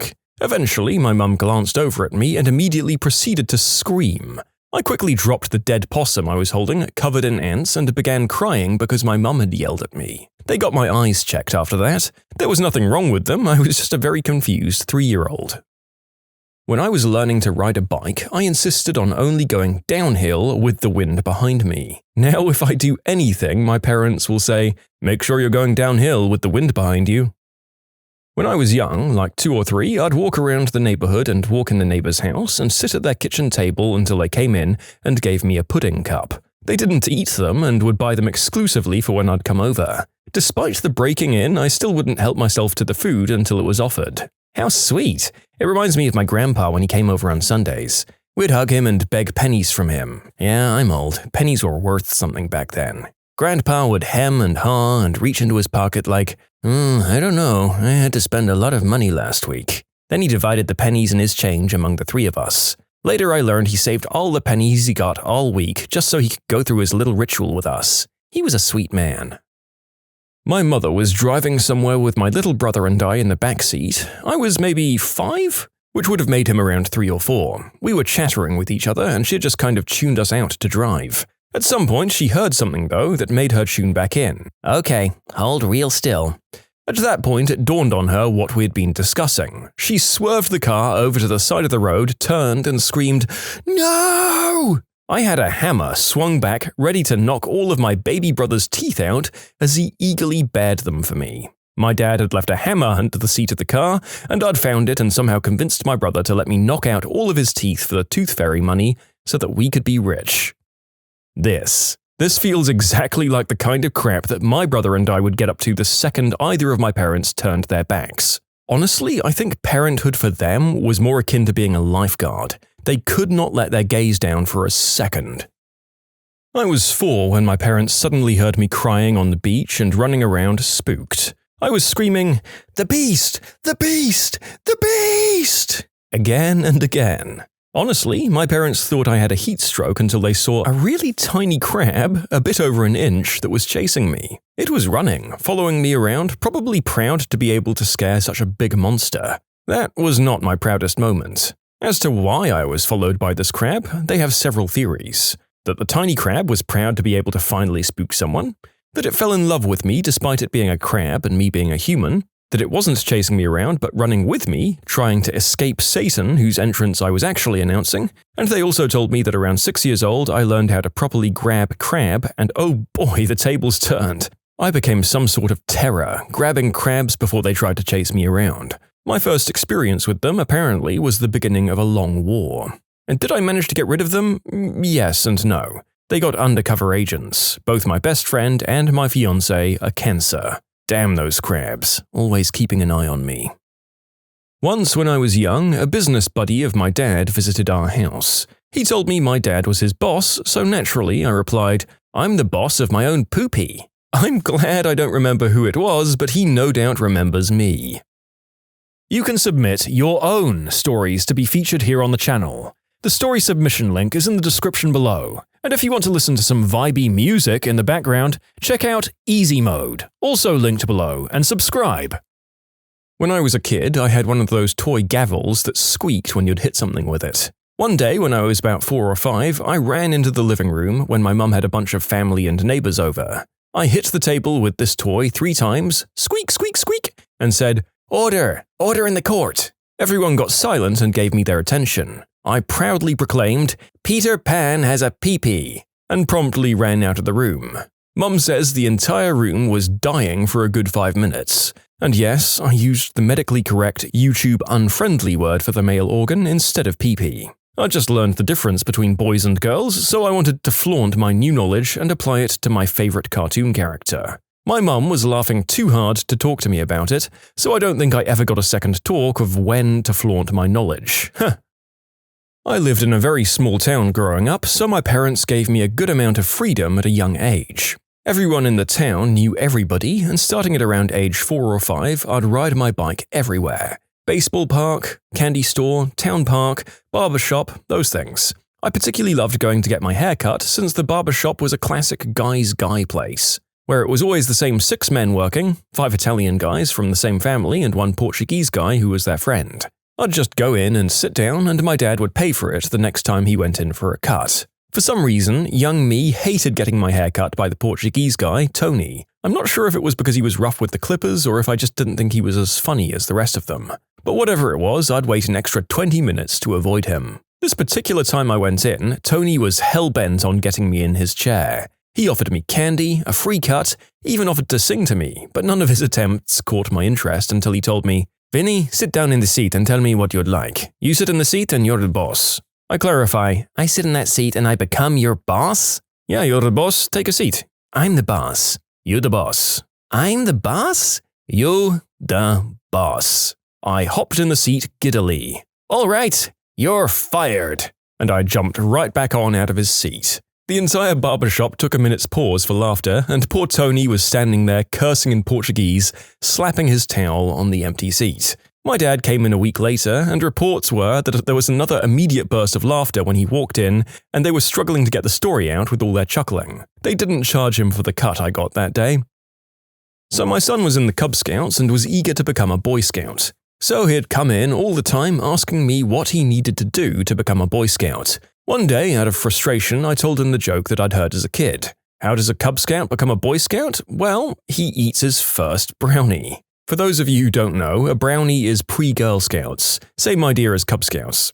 Well, that's the last I heard of it from him for a few weeks, and I forgot all about it. Then one night at a Cub Scouts meeting with several different troops present, the head person asked the crowd if anyone knew what they had to do to become a Boy Scout. Well, most of them have that deer stuck in headlights look going on, but not my son. He's waving his hand in the air like a madman. They call him up, and he says to 100 parents, kids, and troop leaders, "My daddy told me all I had to do is eat a brownie to become a Boy Scout." And that is the funniest memory I have with my son. My parents always talk about the time they got my brother his new bike when he was about 10. He'd only ever ridden BMX-style bikes with kick brakes. His new bike had hand brakes. We took a trip to Yosemite and he went down a hill, built up speed and panicked. He forgot how to use the brakes and slammed into a UPS truck at full tilt. It was hilarious to my parents because he was okay, but the UPS guy was super confused about what hit him. When he finally understood what had happened, he was cracking up. Basically, every time my folks get a drink in them, they laugh about the time they and a UPS guy laughed at my brother for crashing his bike. I apparently left our apartment by myself and went to a nearby playground to mess around when I was 3. My mum has a degenerative spine disease, and I remember when I was around 5, I learned in Sunday school that we'd be made perfect in heaven. I was really excited that my mum's back would be perfect in heaven and that she would be able to run and play with me. I told everyone that someday my mum's back wouldn't hurt. Soon after, we went to Walmart and one of the greeters was missing a hand. Apparently, I ran up to the man, put my hand on his stump, locked eyes with him and said, "In heaven, you'll have your hand back and you'll be perfect." He actually started crying a little and hugged me, but at the time my mum was horrified that I'd grab a stranger like that without any hesitation. I think how you feel about this one might depend on your religious affiliation. I guess the good intention was there, and at least it turns out that this person took it the right way.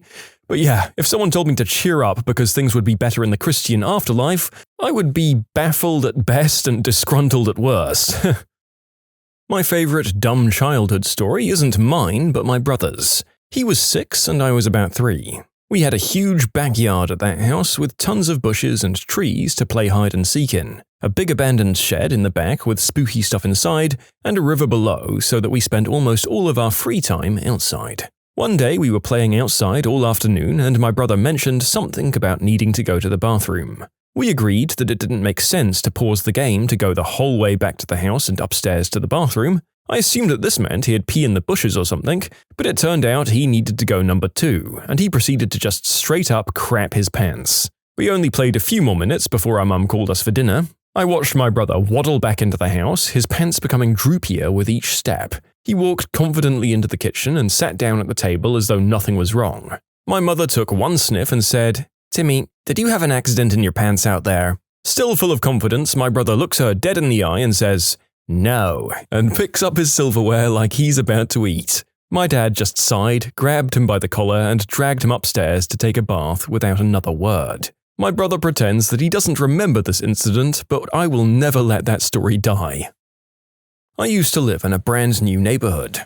I had a friend that lived nearby, and the fastest way to get to his house was to cut across this dirt lot behind my house. One time it was raining, and I decided that I was going to go chill with my friend. I ended up stuck knee-deep in the mud. Like, completely stuck. I lost a shoe, had to have my dad pull me out. Of course, my parents have it on camera. Of course, it got played at least once every 5 years. Thankfully, that video died a slow VHS death. Oh, my grandma loved this story. She and my family loved it enough that they told it at her funeral. I'm 21 now, but when I was about 4, I'd gotten up in the middle of the night and gone downstairs to mess around. I decided to play with the phone. Then, I decided I should use my recently acquired phone skills to call my grandmother. Her number was one of the first ones I'd ever memorized. Mind you, it was like 2:30 in the morning by that point. So my grandmother actually got up and answered the phone, thinking it had to be important if someone was calling at this time. Nope. She answered the phone and the first thing out of my mouth was, "Mama, what are you doing up?" in my scoldy kid voice. My family thinks it's pretty funny. I pooped in the tub when I was around 3 years old. I started screaming and crying, and when my mum walked in, I screamed, "Look at what you made me do!" To this day, she brings it up and I laughed just typing it out. Oh god, the amount of times I've heard my mum tell this story. She told me to stop playing and come eat dinner, and I responded by saying I already ate. When? Yesterday. One time when I was young, I was helping my dad de-root dandelions out of our yard. After a while, I was like, why are there so many of these frickin' things? And my dad said, well, there was this little boy who came into our yard and spread dandelion seeds everywhere. I said, annoyed, we should kick his butt. It was me. I was the one who spread the seeds. There was one night when my parents learned I knew how to escape my crib. From what they've told me, there was one night where I found my way out of there. I then crawled all the way downstairs to the kitchen to get a jar of pickles. There was a pickle jar in the door of the fridge and I took it out and began to carry it back upstairs to my room. However, upon getting upstairs, or sooner, I'm not sure, I discovered I couldn't open them. Imagine my mother's horror as I woke her and my dad up holding a pickle jar saying one of the only words I knew. Open! I think I was about 2 years old. I was walking through a shopping mall when I was about 3 years old. I asked my mum to buy something. She said no, so I decided to throw it on the ground and proceeded to scream at her to get in the effing bin. She was shocked, obviously, but more concerned about where I'd learned such a thing. Fast forward a couple of days and my mum could hear my dad yelling at the dog that he'd put him in the fricking bin if he dug one more hole. And my mum tells this story all the time. I love it. I was always a very chatty little kid. Occasionally, that caused problems for my parents. For example, one time when I was about 4 or 5, we were preparing to go visit my dad's side of the family for Christmas. They all smoke, a habit of which my mum rigorously disapproves. Anyway, this particular day we were packing our stuff. My dad asked my mum if we should bring the video camera along. Crankily, my mum snarled back, Why bother? You can't see anything anyway, not through the haze of smoke. It's probably bad for the lens. My dad just sort of laughed, and we didn't bring the camera. It was one of those huge old ones. It was a lot of trouble to pack. So fine and dandy, right? It was about a 6-hour journey. We finally get there, and we're hanging out. My Grammy says to me, "Hey Bobby, did your parents bring the video camera to record you opening your presents?" And without missing a beat, I cheerily replied, "No, Mommy says you can't see anything through the fog of smoke anyway, so why bother?" Then I went skipping merrily away while my poor mother probably sank to the floor in shame. My cat never used to eat her biscuits in front of me, and I never understood why, so I used to get on my hands and knees and show her how to eat them, by eating them myself. The other favorite was when I was really into making potions in the backyard.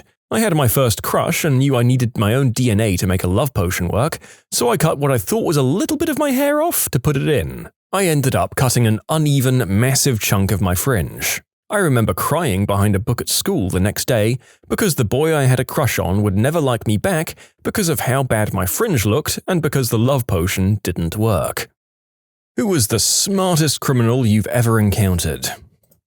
I worked with this one guy who had a lengthy record. He had a system for getting released if he got caught too. After committing a crime, if the police were in pursuit and he knew he was about to be cornered, he'd act insane. His girl would play along with it, telling the police that he was off his meds. The police would arrest him but then send him to a mental ward with papers instructing his ward to release to police custody once he was cleared. Once he was in the mental ward, he'd cause a distraction to make the person attending the desk with the file cabinet leave said cabinet. He'd then crawl to the file cabinet, look for his release to custody papers, and then would literally eat those. When the psych evaluators decided he was stable enough to be released, there'd be no instructions to send him to the cops, and he'd be released to the general public instead. He did this about 10 times until the cops noticed him back on the streets. This stunt forced the state to change their procedures for detaining mentally unstable suspects. My favorite was the guy who stole a post office mailbox off the street, repainted it, and then put it next to the night deposit box at a bank. He hung an out-of-order sign on the deposit box. All the businesses came along and dropped off their deposits inside the mailbox. I'm not a cop, but I worked crime scenes. This guy had attached a GPS to the bottom of people's cars who owned houses that he wanted to rob. He did it to ensure they wouldn't be showing up while he was ransacking the place. I heard about one person that pulled a shoplifting scam on a large, popular, and well-known US retail store. They walked in with some cheap nylon products to get one of those "I walked in with this" stickers that they used on returning merchandise. That sticker easily peeled off the product undamaged. They walked to the electronics department, grabbed an expensive box off the shelf and went to customer service. They placed the sticker on the big box and asked if they could return the item without a receipt. Unfortunately, no, not without the original receipt. Ah, dang it, and they walked out. Customer service even gave the doorman the thumbs up, having just interacted with the customer. This took place before widespread inventory controls and cameras absolutely everywhere. A guy I went to high school with had been stealing from Walmart in a pretty clever way. He'd grab video games, MP3s, beers and stuff, and throw them away in a trash can in the garden section. The workers never checked the trash contents and he'd just wait. Sometimes 5 hours until they emptied the trash in the back dumpster, and then he'd hop on in to get his items. Once he took a cardboard box from a display inside, filled it with video games, a PS3 and extra controllers. He grabbed some tape and pens and drew all over the box, and taped it up to make it look used and tossed it. An hour later, he had a whole new PS3 and a stack of games. My goodness. I should state that people should not be looking at this video as a means of inspiration for ways to do this sort of thing in real life. It's entirely possible that a lot of stores have countermeasures in place to stop things like this, and the risk of getting caught is not worth it. This was in the late 90s and early noughties. A guy in my dorm came to school solely to deal substances. He took out student loans, registered for a bunch of 300-person freshman survey courses where he had never been missed, and then literally never went to class. All he did was go to raves and concerts and keggers and sell stuff at parties. After the first semester, he was suspended. He wrote the usual "I was young and dumb and in over my head" sob story and got put on probation for 1 semester. So he had a repeat of that in the fall. At the end of the year, he was kicked out, but he didn't care. He had made something in the order of $150,000 in return for about $8,000 in student loans to cover a year of housing and tuition. So as far as I know, he was never caught. It might have been a short-sighted maneuver in the long run, but in the short run it seemed fairly genius to effectively use federal loans to start your substance empire. Working in a home improvement store when I was younger, this guy came in, went to the snowblowers, took one and went to the return desk. Said he wanted to return it but had no receipt. They told him, "You need a receipt," so he says, "Okay, I'll be back." And he wheels it off to the car through the front door. He did this a few times apparently. A couple of places even helped him load it back into his car. I had a guy try that with the big expensive bedding sets at Sears 20 years ago. He came up the escalator empty-handed, walked into the first aisle and came out carrying the set. He said he wanted to return it. I said he needed a receipt, and when he asked why, I explained. Well, sometimes we have issues with people coming up here, taking stuff off the shelves and trying to return it. He looked a bit squirrely, then kind of looked around, panicked and left with it. On the way to the door, security started following him, so he threw it at them and sprinted out the door. I'm going to be frank with you, most criminals are really stupid, so maybe this guy isn't a criminal mastermind, but here goes. He wanted to rob a jeweler's on our city's main street. He found out the flat beside the jeweler's was empty and he hid there. For 2 weeks, he triggered the alarm on purpose several times a night, causing a massive headache for the police and the business. We turned up to see there was nothing there, nothing on the cameras, and we thought it was just a fluke, so that the jewelers turned off the alarm system and said that they'd wait until the morning to get a new one installed or that one rewired because clearly something wasn't right. As soon as he heard that and that the police were leaving, he tore down the wall, he'd already made some progress here apparently, and robbed the place taking his sweet time. He escaped without anyone noticing for hours until the jewelers came back in the morning. The problem was he then tried to resell something he stole which had a serial number on it and he got caught. So not that smart after all. Good effort though. There's a golf course and country club in my town that has a PGA tournament scheduled in the next couple of years. They have a guy repeatedly breaking in overnight and just lounging around and eating food, all on camera. The club refuses to report it so they don't hurt their chances of the tournament coming. I worked at a jail. After getting off work, I watched an ex-inmate, who was homeless, being released. He walked over to the patrol car, looked me in the eye and elbowed the window in. He was walked back to the entrance and rebooked in. It was middle of January. I guess he didn't want to get too cold. A French thief who spent 10 years in prison became a comedian when he got out. One of his stories was finding a building, going in, choosing a floor, and transforming the exit door into something that looked like the front door of another apartment. He puts the apartment number, the fake lock-in, the welcome rug, stuff like that. He puts an iPhone up for sale. The person comes to buy it. He opens the door in a shower robe and says, "Oh, give me 1 second, I'm just going to count the money." And then poof, he's gone from the exit stairs. One guy would print barcodes, bring them into Home Depot and stick them on merchandise in the $100 range. When he scanned the items, they came up at around the $10 range. Putting random barcodes on things isn't really illegal and super hard to notice. Guy number 2 would come in an hour later and buy the underpriced stuff. Complete plausible deniability. They'd then sell the stuff on eBay. The only reason they got caught was because the guy with the barcode printer and software cut the second guy out of the operation, so guy 2 stole a bunch of barcodes, put them on the merchandise and paid for it immediately afterwards. He then proceeded to rat on the first guy and spilled the beans because they'd been doing this on a weekly basis for over 4 years. Because we could only pin the one case on him, the burglary was dropped down to a petty theft and he walked away with a few days in county and a small fine. The guy probably took Home Depot for tens of thousands over the years. Definitely that guy in Ohio who ate the bank robbery note, which is important evidence, right off the hood of the police car when they were emptying his pockets, although I'm fairly sure he was still convicted.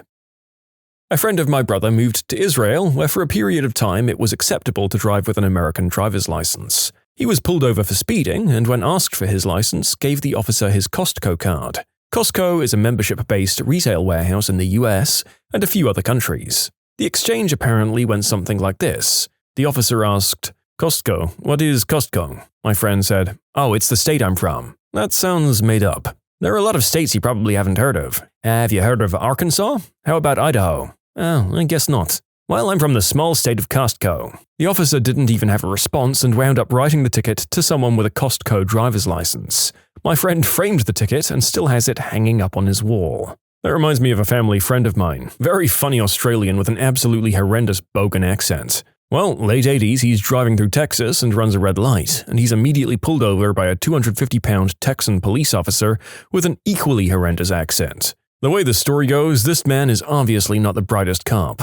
So our friend, when asked about running a red light, gets very apologetic and explains that he gets easily confused because in Australia, you know how things are reversed down there, red means go and green means stop. The cop actually let this man go with a warning. You know, I did not know that. Well, in America, red means stop, so don't make this mistake again. Classic Aussies. And honestly, I think although the rest of the world is a little harsh on Americans, especially the ones in the deep south, that cop wasn't doing that particular stereotype any favors either. Here's one. I knew this guy back in the early 80s. Let's call him Jim. Well, he really wanted this high-powered superbike, but he knew he couldn't ever afford it, so what he did was take a drive to London and scout it about for a few days until he found that particular model parked outside of a house. He goes back that night with a slide hammer, pulls the lock and steals the bike. He gets home, puts it in his garage and completely strips it so that the only thing left is the frame and the bottom half of the engine, which he drags into the weeds at the bottom of his garden. He then pours fuel all over it and burns it a bit. A few weeks pass and weeds have started growing over it. It's at that point that he calls the cops and reports that someone's dumped a bike frame in his garden. The cops show up and he explains that he'd just got back from being away and found it. The cops take the frame and note down his name and address. A few days later, the cops call him and say that the bike had been stolen from London a month or so ago, from the serial number on the bottom half of the engine and frame. But they say that the insurance company had classed the bike as a write-off and had told the cops to dispose of it. Now, because the frame was found in his garden and the insurance company didn't want it, the cops were duty-bound to ask him if he wanted it or if they should throw it. So he tells them that he's always wanted to build a bike. He gets the frame back from them, repaints it and then puts it all back together and re-registers it as a Q reg, stolen and recovered. To all the people asking if I'm Jim, no, I'm not. I knew him well enough though. We went to school together and he lived a few doors down from me. I had my own group of friends and occasionally when out at the pub, we'd bump into him and he'd tell us of his exploits without a care in the world. As far as that bike goes, he proudly told a few people about it, but you know, we don't grass. He crashed the bike a few months later and was injured, but I can't remember how. He was pretty much a career criminal the last time I saw him and he ended up in jail for a while. While many regard him as scum, I always felt kind of bad for Jim. Both of his parents died before he was 12 and he was in and out of care homes for years. Out of his 4 brothers, one was murdered, the other died of an asthma attack, and another just decided he didn't want to live on this planet anymore and peaced out. Jim could never hold down a job and also suffered from depression. That bloke had a crap life. It's been more than 25 years since I last saw him, and I often wonder how he's doing. You can submit your own stories to be featured here on the channel. The story submission link is in the description below. And if you want to listen to some vibey music in the background, check out easymode, also linked below, and subscribe. I mean, I think the real geniuses are the ones whose crimes we never hear about. But with that being said, I had a guy use a sledgehammer to smash his way through a wall at Best Buy and steal a bunch of phones and cameras. He was smart enough to wear gloves and a face mask and not touch anything that he didn't have to. The alarms didn't go off until he exited out the back door, which the alarm company gets after a minute or two, and then it took them like 3 or 4 minutes to call in to us, giving him a good 5-minute head start, so he was probably a few miles away before we got dispatched to it. He'd clearly scoped out the area before doing this as well. Smart guy. I heard about this one guy who had cut the power to electrical stations. He'd damaged the wiring and then hide, waiting for the cops to show up. Once the owners of the buildings came, they'd shut off the power because of the unsafe wiring that would have to be repaired in the morning. Everyone would leave for the night, then he'd come out of hiding and cut away all of the non-powered wiring to get the copper. I used to run bars at a number of venues around the north of England, one of which was Chester Racecourse. Usually, we'd just have to keep an eye out for scousers trying to steal drinks or sneak in without paying. And with it being so close to Liverpool, there was a fair amount of security on site. You could tell them as they'd be suited, booted, with a high-vis waistcoat and usually carrying a radio. Now, there were a dozen or so bars dotted around the course, and you can imagine the amount of money that was taken from 100,000 or so punters drinking steadily from 11 until 8 or 9 in the evening. So every hour or so, the security would go round the bars in turn and take all of the high-denomination notes from each till and stack them in the safe in the main building. So I'm stood there one day, pulling pints, doing the barman thing. The security blokes have been around a few times and it's getting steadily busier. Then one bloke shows up on his own, high-vis and radio in his hand, does the till, leaving the usual receipt so he can balance up at the end of the meeting. A bit early, I think, but hey-ho, I've got plenty to do. Then, 10 minutes or so later, 2 more blokes show up dressed the same. "Oh, your mate's just been here," I said. No need to touch that just yet. What, mate? We're the only two doing this duty today. Cue a rapid-fire and increasingly panicked exchange over the radio. Matey boy who had done the till just before must have been someone who'd used to work there, so he knew the drill and had been watching the guards and knew just when to time it and what order they were going around the bars in. Apparently, he got through about 9 or 10 of them before he decided to not push his luck any further and just walked away with about 80 grand. He must have just taken off the high-vis, dumped that and the radio, and now he's just one more guy in a suit in a crowd of thousands. They were a bit stricter on the procedure after that. We got called for a rollover car accident. We get there and the car is empty, so we think he got ejected. My partner and I start looking for a body nearby. A few minutes later, a cop tells us that they think the driver is a mile down the road walking. We go and check on him and he tells us he's fine, but he wasn't driving the car. He also didn't know who was driving the car and he had clearly been drinking. During the ride to the ER, he told me that as long as the cops don't find you in the car, the local DA won't pursue drunk driving charges. All you had to do was get out of the car and walk away from it. I have a friend who's no longer a criminal but committed crimes for about 15 years and never got arrested or even investigated. Some of his highlights were growing green herb in a shed on his neighbor's property. The neighbor was old and never left the house. Also buying a building under a fake name, taking out huge loans against it, getting HUD money, and burning it all down. Selling fake raffle tickets to raffle out stuff he'd never had and never raffled. I can't remember how many times he pulled that scam, but he bought a new car with the money. He also moved a bunch of times because people would suspect him of being a con man. His dad was in jail for similar stuff, but he was never even questioned by the police about anything. Now he has a family and a normal job. I first heard about the story about 10 years ago in Banff, Alberta. Never bothered to look up what was real versus what was invented. I think it's pretty close.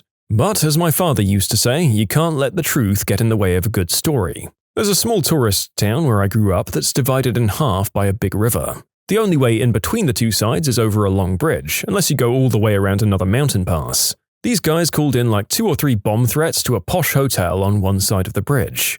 I think they even left some dummy packages. All the police went across the bridge to do crowd control and stuff, then the guys called in a bomb threat on the bridge, and started robbing stuff on the other side. The police couldn't be positive that the bomb threat was real or not, and they hesitated long enough to give the thieves a head start. I am getting a bit of a laugh at the mental image of the town's police trying to commandeer one of the town's only rowboats and engage in a disorganized, messy scramble in it across the river. Probably not, as then they'd have to pursue on foot, but a man can dream about these cartoony scenarios. The story of the Mumbai Opera House jewelry heist probably belongs here. Sometime in 1987, a guy placed an ad in the newspaper looking for recruits to the CBI, the investigative police agency in India. A bunch of people showed up. He had rented an office to interview them. He selected 26 of the candidates, told them to assemble the next day near a popular jewelry shop to practice a mock raid. He had a fake search warrant and everything handy. Then he led these guys to conduct a raid on the jewelry shop. Together, they collected all the jewelry there, took all the cash, and then he asked the trainees to keep a watch on the shop employees while he deposited the stuff. He then walked out and disappeared. Took half an hour for someone to suspect something wrong and call the actual police. They never caught the guy, never even found out who he was. The pair on that man, my goodness. I wouldn't call this the smartest thing ever, but it was pretty clever and amusing. A while ago, there was a series of thefts along the bus lines in my country. People's things kept missing from one city to the next, and nobody had any idea what was happening, as things were presumably safe in the bottom of the bus, which nobody except the driver had access to. So, what happened? Apparently there were 2 guys, one of whom was really small. You get where this was going. The big guy would put the little guy in the suitcase, buy a ticket to somewhere, load him up with the rest of the luggage, and enjoy the ride, while the little guy went out, stole people's electronics, jewelry, cameras, and whatnot, and then returned to his suitcase until the ride was over. I'm not really sure how they caught them, but it was pretty amusing to read about, and I found the whole thing clever enough. I remember getting into a festival and seeing a magician guy do tricks on the people searching him to distract them from the substances he had on him. Spectacular show, and I'm sure he made a good profit. I doubt the officers ever knew about it. Guy noticed that the bank vault had put its safety deposit box in a way where there was a space at the 90-degree point where wall meets wall. He times it on a Friday and climbs in and hides in that spot. He'd actually rented out a box which he put in a clock, which alarmed violently to see if there were sound sensors in the vault. He waited outside. Nothing. Employees closed the vault with him inside. He has the whole weekend and gets to knocking the locks out with a hammer one at a time and stole everything. He then replaced the locks to look like they're not tampered with and jumped back into the spot. Monday morning, the vault was open. Turns out the bank's doing renovations. He picks that day, throws on a worker's jacket and literally walks out of the bank. Employees didn't notice till the first person who came to open his safety deposit box. The lock fell in. They couldn't identify who did it, and he would have got away with it save for his big mouth. Turns out he was a hairdresser and kept telling his customers how he stole from the bank and he was a genius and they'd never catch him. Somebody snitched and he was picked up. They couldn't value what he stole as safety box contents are unknown. Because of this guy, all banks now fill the space where the two safety cabinets meet with concrete. They made a movie, Inside Man, loosely based on him. His name was William Smarto. My friend Alan had a warrant for traffic offense. One day he received a phone call from his friend Ben. Ben told Alan, "Remember that traffic warrant you have? You don't need to worry about it anymore. I took care of it." Ben went on to explain that he had been arrested for a minor offense and received community service for his sentence. The community service job he received was filing at the municipal court. He came across Alan's warrant and destroyed it. A few months later, Alan was stopped for another traffic offense. The officer told Alan, "Computer shows a warrant for you. I'm placing you under arrest." While Alan sat in the back seat of the squad car, the dispatcher radioed the officer, "I was unable to get confirmation on that warrant," and Alan was released. At least in those days, the police wouldn't arrest someone on a warrant unless a police department employee could lay his hands on an actual paper warrant and confirm that it existed. Teachers, what made you finally give up teaching at your school? Not me, but my wife. She was an engineer at a good company on the East Coast, left because she wanted more rewarding work. Soon after, she was doing clinicals at a school on the rough side of our hometown. She was the kind of student teacher who showed up early, ate lunch with the kids, stayed late, and followed up with parents. Anyway, some months in, she's repeatedly had trouble with some students. Many of them came from troubled homes and brought a lot with them into the class each day. She tried working with them one-on-one, working with the administration and the parents. More than one set of parents said, "Stop calling," and the administration told her to send them to the principal's office, where they could sit all day and just focus on the good kids. Eventually, the futility set in. She was the only one who cared. Not the kids, administration, other teachers, or even their parents. She finally wore herself out after a couple of years with no support at work and nobody appreciating her efforts. Except me, of course. She's back in aerospace now. I worked in a high-needs behavior class. I got hit, punched, and scratched and spat on daily. But every day I went back and did my best for those kids. I was so battered and bruised that my husband wouldn't shop with me anymore because people would stare and sometimes even comment to him about his mistreating me. It was sickening, but I loved my job and every one of those kids. One day, I was called into the office to talk. It was Christmas time and things weren't great at home, and as anyone with kids knows, the holidays makes children especially high-strung, so things were also wild in the classroom. My boss said, "You seem awfully stressed," and I thought how nice of her to notice. So I agreed that yes, I was struggling. She said, "You have 6 weeks to sort it out or I'll have to let you go." I was crushed. It literally broke me. 6 weeks to just get less stressed? How does that even work? I found myself just showing up to show up, and I realized it wasn't fair for me or the kids. 6 weeks later, I got a call back to the office. I was congratulated on the amazing turnaround and sent back to class. I was baffled. I was more upset and stressed than ever, and they congratulated me? More and more, I showed up to work just for the paycheck. One day I just decided, screw it, I wasn't a teacher anymore. I was a robot fearful of showing any negativity. I quit that week. Never went back to teaching. So many things. I figured I got paid $9 an hour to handle special needs and the future of our country, and other teachers didn't have it that much better. I watched an entire class plagiarize an essay because they couldn't fathom how to write something original. Turned in a girl for skipping class only to have to write a police report on why I didn't call her a stupid witch and hit her. And she never got punished for filing that false report. Observed a kid who I knew to be a psychopath convince a freshman to steal a phone. The freshman got caught and had 10 days in juvie. The psychopath walked free. You're going to have to pay teachers a lot more to deal with that crap. I taught at a juvenile delinquent school when the accusations of children required no proof or consistency, and to be exonerated took divine intervention. When a kid with a violent history a mile wrong swings a stapler at you, gashing your forehead because he was dared to by someone else, then you restrain him until help arrives, Apparently, you're in trouble for hurting his wrist. Then your school believes his story that I dropped the N-bomb to him which caused the outburst, even though 2 other staff members saw the entire thing. And the school called the police and tried to have me charged for attacking him. I mean, on the one hand, I'm nearly glad that the institution took the complaints of kids that seriously, as these juvenile detention places in the past are pretty well known for neglecting kids to all kinds of hardship and exploitation. But then I guess we overcorrected. It's insane that you weren't even backed up by the fact that you had 2 staff witnesses. Did they say nothing? I had a student, maybe 11 or 12, sitting with me and having pizza. I asked her how life was going, and she says, "Well, my dad's a dealer, so he's always got people coming over to sell or buy stuff or play cards, so I can't sleep. My mom's dying because she has a hole in her heart and they can't fix it. And I have a boyfriend, but I'm afraid to tell my mom because she'll tell my dad and he'll get real mad." Just said that all normal, like it was everyday stuff. So, as a mandatory reporter, I go to my dean of students and tell him all this, and he just gets irritated and goes, "Yes, well, that doesn't excuse her behavior." And that's when I knew I was done. The child in question was frequently a bit of a butthole, but again, frickin' crazy life at home. When I realized that I was being more micromanaged every year, I expected a lot of oversight when I was a new teacher. I actually had more people watching my every move and every word after a master's degree and 15 years experience. I never had a single complaint. Parents and students loved me, even requested me. But administrators needing to justify their jobs were constantly in my classroom or calling pointless meetings to discuss pointless things.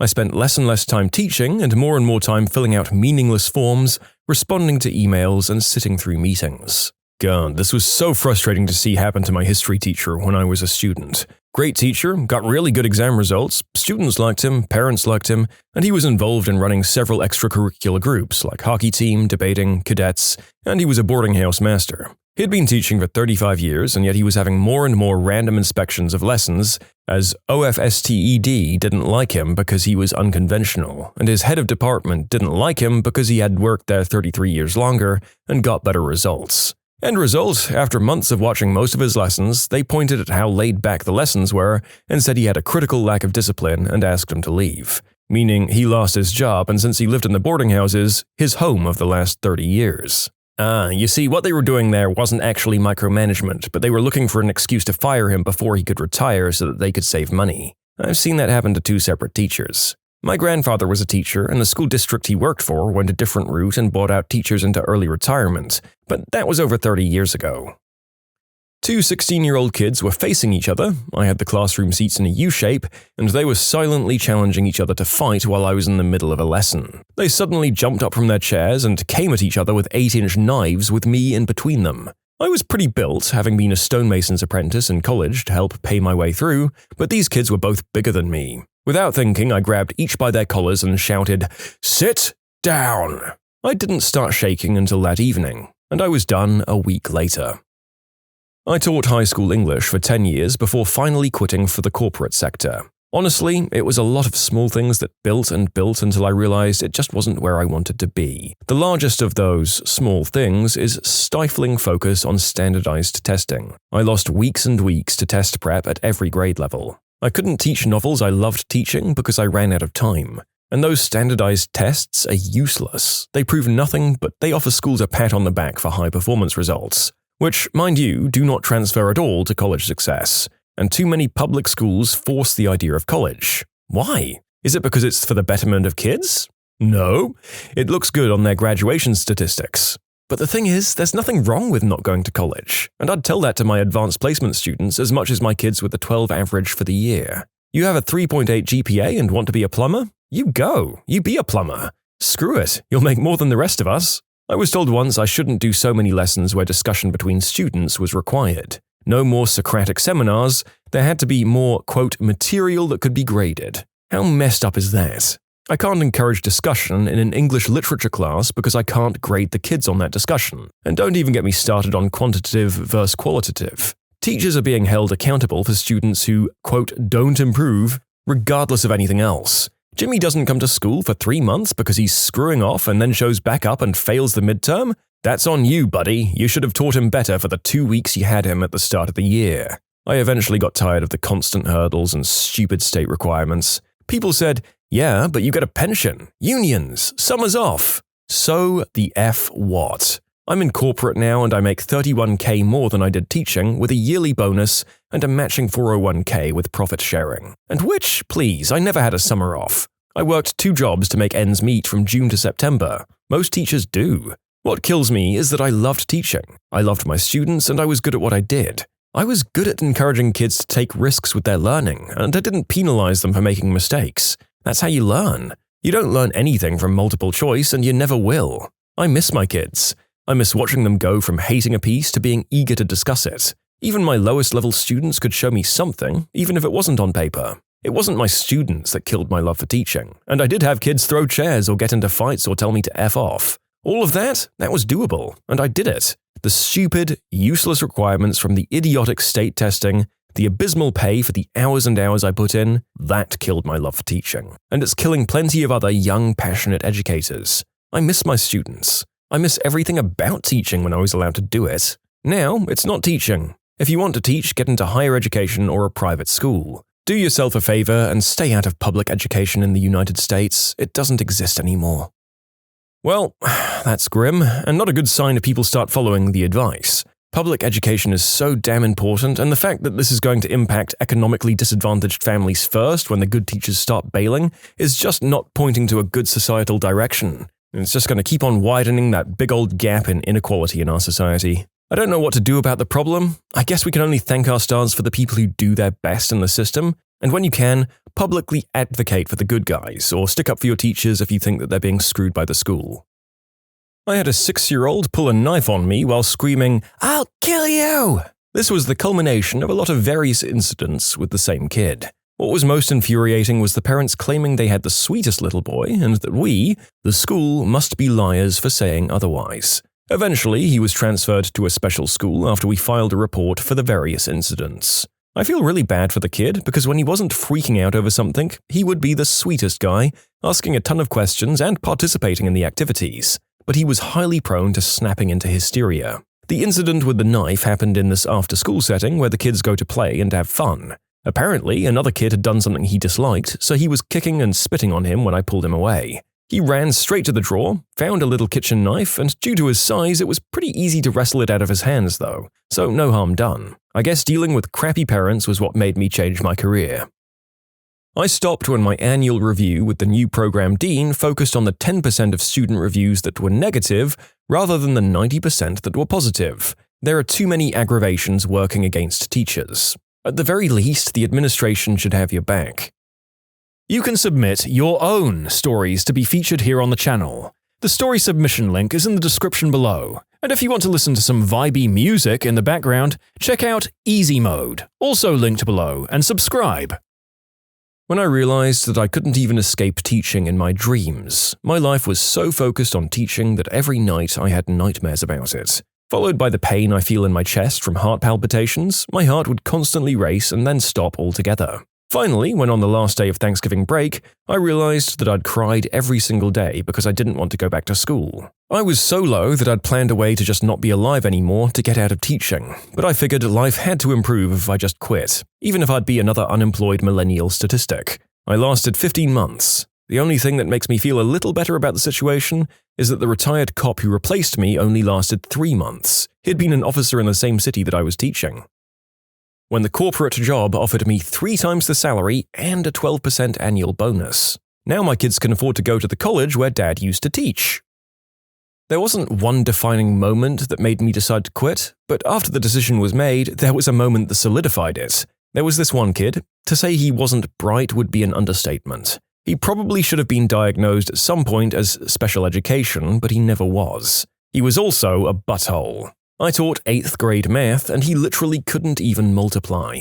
So I'd give him the same tests that I gave my special education students. He'd usually fail anyway, but not as badly. Anyway, he never figured out he was given a different test. When I made the different versions, they were essentially the same questions, just with much easier numbers to work with. Well, one day I was grading his test and he missed every single question. The weird thing was, he had all the correct answers to the normal test. However, he showed no work. So there was literally no way with the numbers he had that he could have got the answers he got. So I called in his mum. I had to stay like an hour later than normal to meet with her, and I presented her the evidence, which most people would find pretty convincing. She just turned to him and said, "Did you cheat?" And he of course denies it. Then she looks at me and says, "Well, you say he cheated. He says he didn't. I don't know who to believe." And I got up and left right then. Parents are the reason most teachers leave the profession. They tend to make the teacher the enemy quite often. Plus, they just don't want to acknowledge that their kids are little bags of crap. When I tried to have a conversation about literature with the head of my department and got a blank stare in return, I taught English. I'm doing my PhD now and I'm surrounded by faculty and students who are significantly more engaged than her.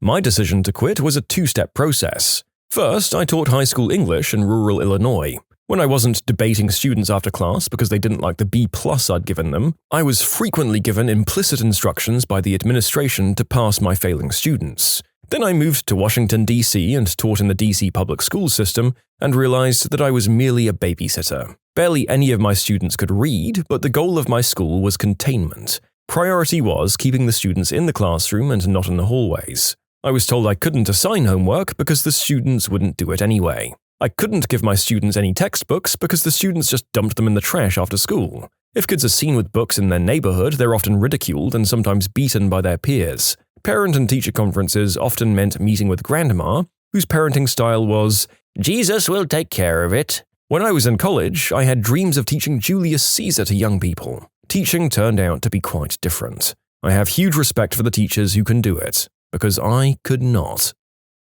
First, I'll tell you about the moments when I nearly quit. When a kid with serious mental health issues shanked another kid with a pencil, and I was told to just keep a better eye on him. When a parent complained about me, but I wasn't told the nature of the complaint, just reprimanded generally. When 16-year-old boys hit on me and I actually considered going out drinking with them because I had no social life. But the moment, looking back, was when I was hospitalized with exhaustion and my amazing boyfriend, who had been coming over, marking tests and proofing papers every evening for months, lay down on the cold, hard hospital floor and slept beside me in case I was upset overnight. I realized that I wanted a life with him, not a dull existence where I poured all of myself into my job and had nothing left for us. I loved teaching, but it wanted all of me. Dawn till midnight, 7 days a week, prepping, marking, and planning. So I quit. I got a better job, I married that amazing guy, and we have an amazing daughter. On weekends, we go to the park and play. Teachers, largely, have always been an amazing group of passionate people in my eyes, but you equally hear about the ones who crush young people's spirits. And while I still obviously can't stand with those ones, when you look at the things that are gradually breaking some of these educators down as human beings, you can at least understand why they turned out that way, even if you think maybe they should have just quit instead. I'm glad this commenter got a lovely escape after putting in their time and effort. I walked in on a PE teacher engaging in a horrific misuse of power with a student. A fight ensued, the cops were called. The school initially covers it up as two teachers just fighting, but they didn't specify over what. The court case had a gag order, so basically no one knew other than a dozen or so people. He was out on leave, and I was not. The union backed him up as he had seniority. They lost anyway, but I was basically being blackballed for being a good person just because I was the new guy. The court case finishes, he goes to prison, I get blamed by the other staff for setting him up because apparently I wanted his job. Mind you, I taught science and chemistry, not exactly the prime candidate for a PE class. There was a staff meeting on how to help students who might have questions or problems about what happened finally getting out, and it turns into a blame session. People were more concerned with having to actually do their jobs than they were with a student being mistreated on campus, or that some kids might have issues with that. I pretty much snapped at that point and burnt every bridge I could. I ran down every teacher in the meeting, said a few less than polite things about their professional credentials and personal standing as human beings, that they were treating me like a pariah for being a good person instead of blaming the guy who was ruining the life of a 13-year-old, and told the union rep that they could die in a fire for all I care for being a crap-sucking waste of space, and I walked out. I wrote an open letter to the PTA, the newspaper, and every parent I had contact information for about the entire incident from start to finish. The public backlash was brutal. The union replaced that rep, the school board reassigned no small amount of their staff and put a handful on leave, and offered me my job back with a bonus, but I still told them to screw a cactus, dropped the mic and walked away.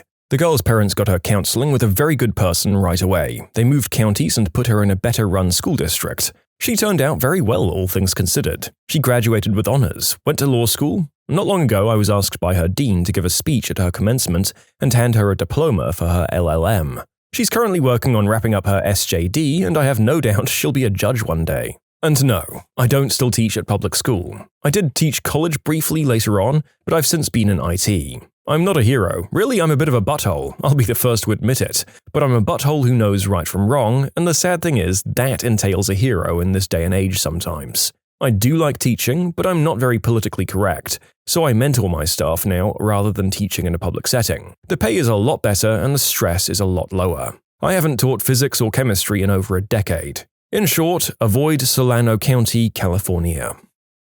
Former teacher in the New York City public schools for 3 years, at the special ed school that was housed in the same building as the crappy charter school that Paul Ryan visited that one time. The charter school that he visited is on the top floor. My school was on the bottom 2. We had kids 4 through 15 at the school. I made $39K per year plus a bonus of $2,300 for working through the summer. Basically, that meant no summer break. 7 principals and 9 assistant principals in the 3 years due to a gang of teachers who thought that they could exercise their power by accusing every new administrator of mistreating the kids. Violence was extremely high in the school, both student to student and teacher to student. The police and/or the ambulance was there almost every year. There were absolutely no supplies offered, not even a pencil. I wrote grants and spent a ton of my own money. The parents were often dangerous. We had the same father come into the school with a weapon several times. Yes, we had a security guard at the front door. Apparently that doesn't matter. The guy just walked right in every time.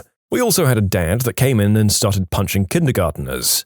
I'd come in every day early to knock back the cockroaches off the walls so my little kiddos in wheelchairs didn't have to go to a school like that. I also picked up mouse droppings and carcasses and tried my best to clean the floors. You know those big floor buffers they use in public schools? We never had one of those in the school, so the floors were revolting and perma-dirty. I bought food for my students because the school lunches were so gosh darn awful, and I knew that that was possibly the only meal they were eating every day. I also bought baby wipes because many of the kids never had showers. And I spent a ton of time reporting the awful stuff that was happening to these kids. Because they'd come in with obvious signs like a footprint on their face, 2 black eyes, half of their braided hair missing, and also a bunch of the other teachers were monsters. I saw one bite a student. My paraprofessional cut a child's finger off by slamming the door on it, and I'm pretty sure it was on purpose. My school psychologist was taking kids home for the weekend for therapy. Ugh. The nail in the coffin was when they had to close the school to disperse the gang of teachers,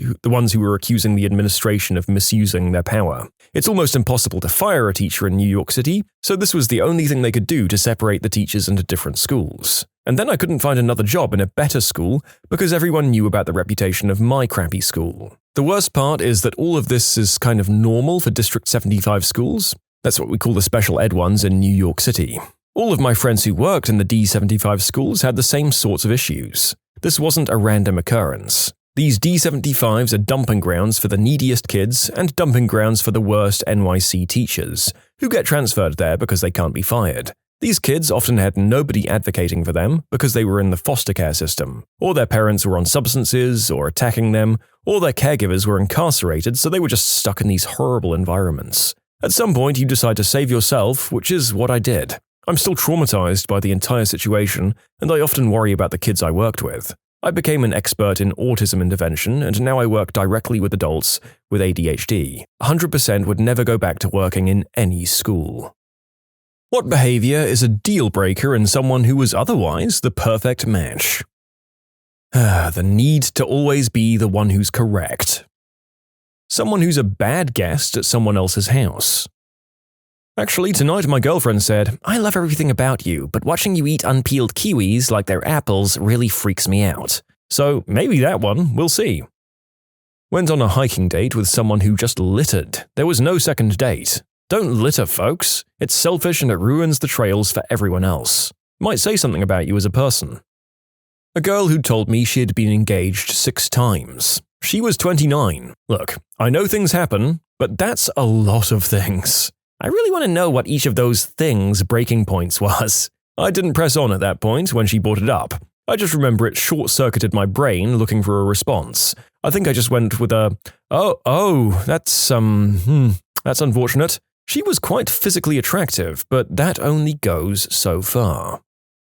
I had an ex who constantly lied and omitted things. Usually not about anything huge, but she had a habit of it and didn't seem to think it was wrong. The longer we dated, the worse it got. Eventually, it really divided us because I couldn't trust anything she said. From then on, if I discovered I was with someone who lied often as a tactic to get what they wanted, or to avoid consequences and stuff, that was pretty much the end of the relationship for me. I had a 3-year relationship with someone who lied about literally everything. It was a total mind screw because it took me a long time to realize that he was lying all the time, about even tiny things. I left him because of this, but it broke my heart because we'd had a fun life together. In time, I realized you can't be with someone like that. They just have no integrity at all.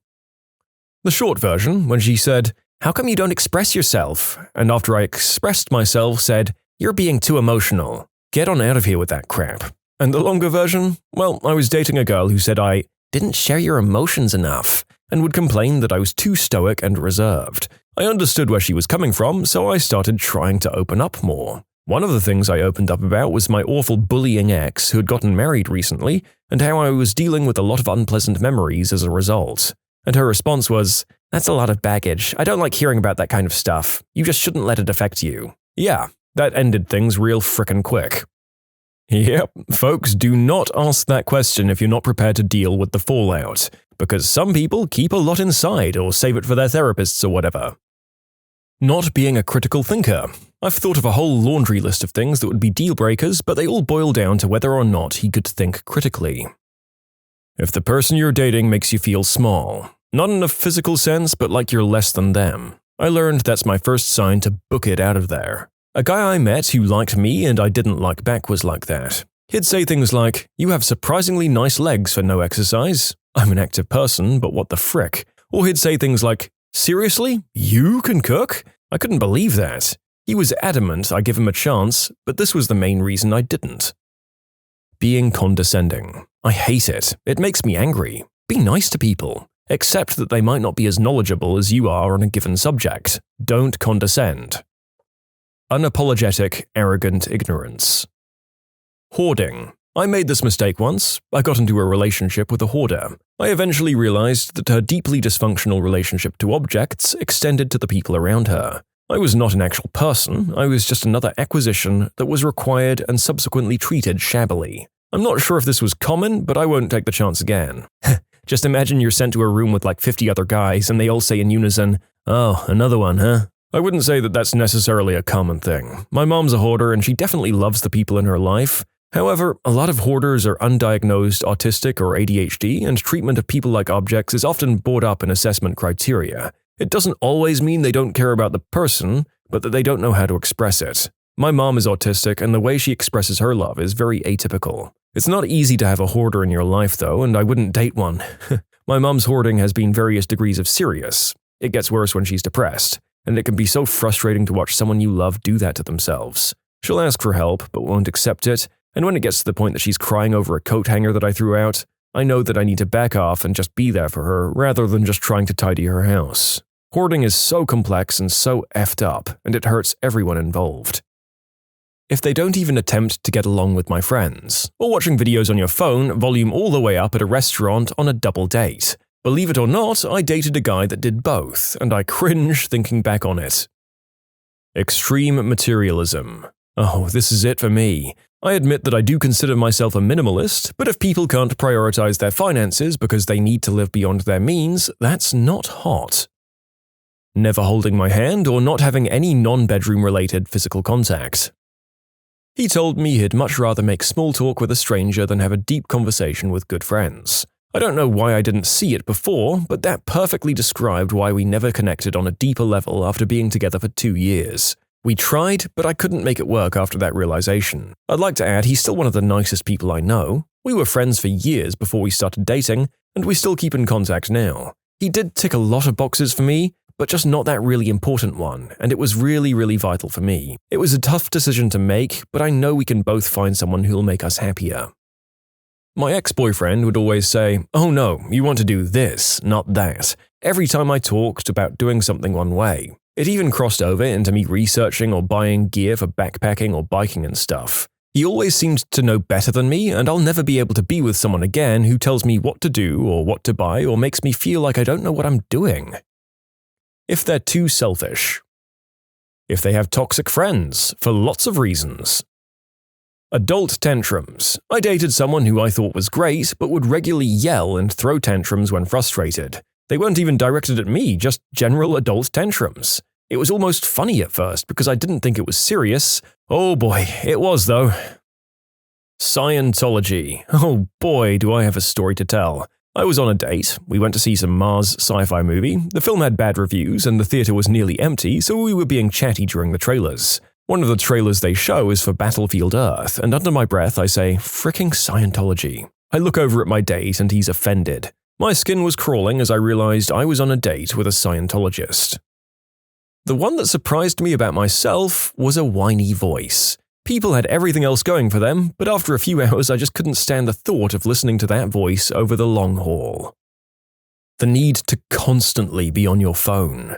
I'm totally fine with spending a lot of time on it, but if you can't put it down to watch a movie or have a conversation, then it's a problem.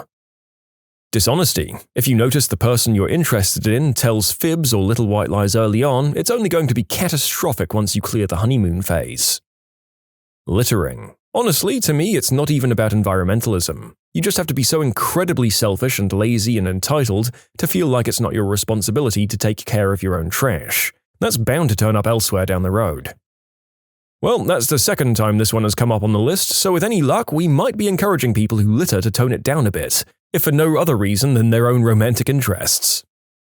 I had an ex where the following happened. My best friend's little sister died in a car crash, and I was torn up about it. He became indifferent towards me because I was, apparently, too depressed to be with. If someone can't handle being a decent human being when I'm heartbroken, what are they going to act like when it's my mum, my dad, dog even? Oops, sorry, but I don't want to hang out with you because you're sad. To everyone who went through something similar, all of those people suck and we're better off. Not everyone knows how to grieve, but we all find out one day. I hope you're all doing better. Being obsessed with social media or needing to document everything all the time and project a perfect version of their life. I had a boss like this. Everything was a frickin' photo shoot just so she could post on social media that she could prove to her haters that she had a life. Miserable. When you get home after the first date and they tagged and snapped several pictures of you during the hour you were together. Dating in LA, I learned fast if a girl is taking pictures of me right away that she's using me to make her ex jealous. Bad hygiene. I dated a girl with bad dental hygiene. I didn't think it would bother me as much as it did. You know it's bad when you're scared to kiss. Did you tell her? Not that it's your responsibility, but I learned that dental hygiene is not something that people talk about often, so if your parents didn't tell you how to do things properly, you might just not know and you'll never think about it. I remember when I was at my first job, looking up what's covered by my dental insurance, a coworker said she'd never been to the dentist in her life. She brushed once a day because that's what her parents taught her. She also had mouthwash at her desk. I thought it's because she took dental hygiene seriously when it was the opposite. Apparently, she sometimes shows up to work without brushing her teeth and would just use mouthwash. I realized that she wouldn't know that that's not good enough if it wasn't for me offhandedly mentioning I wasn't clear with what was covered by her insurance. She thought teeth cleaning at the dentist is the dentist brushing your teeth for you. Whew. Entitled behavior. People who act like the world owes them everything when they were raised with more than most people. People who demand respect but treat others poorly. My friend went on a date where the girl virtually had a tantrum at the waitstaff until she got what she wanted, when it was her screw-up in the first place, and then looked incredibly self-satisfied and smiled at him as if he should be proud of her. Nope, arrived separately and left separately. Years ago, I saw a couple seated at the table next to mine in a restaurant and the woman demanded something that they stopped serving there. She was incredibly rude about berating the waiter for its removal, saying that they must still have the ingredients, and when the manager came out, she said that she deserved her meal free. It was at that point that her date stands up and tells her to get her own ride home and strolls out the door. It was a young couple too, like 20 or 21. You can submit your own stories to be featured here on the channel. The story submission link is in the description below. And if you want to listen to some vibey music in the background, check out easymode, also linked below, and subscribe. When someone makes me feel like my feelings are invalid or that theirs are more valid than mine. My mum does it and it's crushing. Same line as this, not trusting my judgment. I'm frugal. I like to plan for the worst and hope for the best. I've had exes talk me out of my frugal judgment and it screwed me over financially. Not believing dinosaurs are real. I went on a date with a girl who told me dinosaurs were placed by God to test our faith and that's why carbon dating is a trick to get you into hell. There was no second date. I have a guy I work with who also doesn't believe dinosaurs existed. His logic is that the government clearly planted them to create tourism. He said, "What do you think? Someone just goes to a site, starts randomly digging, and just happens to find whole skeletons in the ground? Ha! This man is my boss's supervisor. I can't imagine dating him." Someone who always talks but never really says anything. Say what you mean and mean what you say. Not having a capacity for compassion or empathy for others, including animals. Okay, to answer the many accusing comments that I'm getting, well, this is awkward. Folks, I'm not vegan. I'm really sorry if somehow my words led you to believe that, but I'm a filthy omnivore. I do love the passion of all these comments I'm getting though. The world needs more people like you. Also, I realize the moral and ethical dilemma of meat production. It's something I think about frequently. I try to give back to animal communities in other ways, supporting ethical farms, TNR feral colonies, fostering, rescue of hurt wildlife, stuff like that.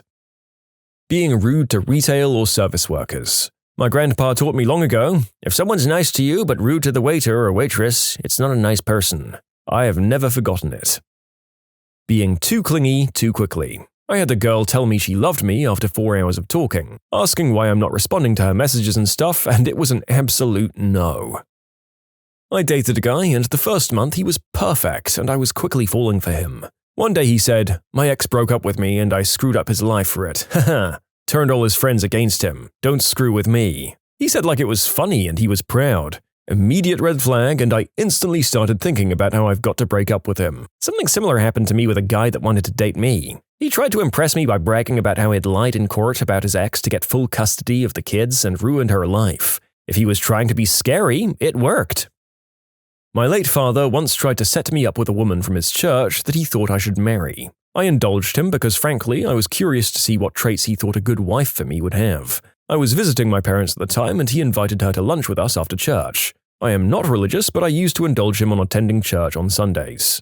By the way, I was seriously dating someone at the time, a woman who is now my wife, and he knew this. Another 5 minutes into the conversation, I mentioned something I'd read, and her immediate response was, and I quote, "Oh, I hate reading." All matter-of-fact like. I don't think I've ever lost interest in a conversation so quickly. She did not tick many other boxes either, but that was hilariously off base. Ooh, yep. You know, I like to think that I can mix with anyone from any walk of life, but that one statement is pretty much a libido killer right there. Also, I'm not making assumptions about people from the South this time. The author wrote that accent into the script.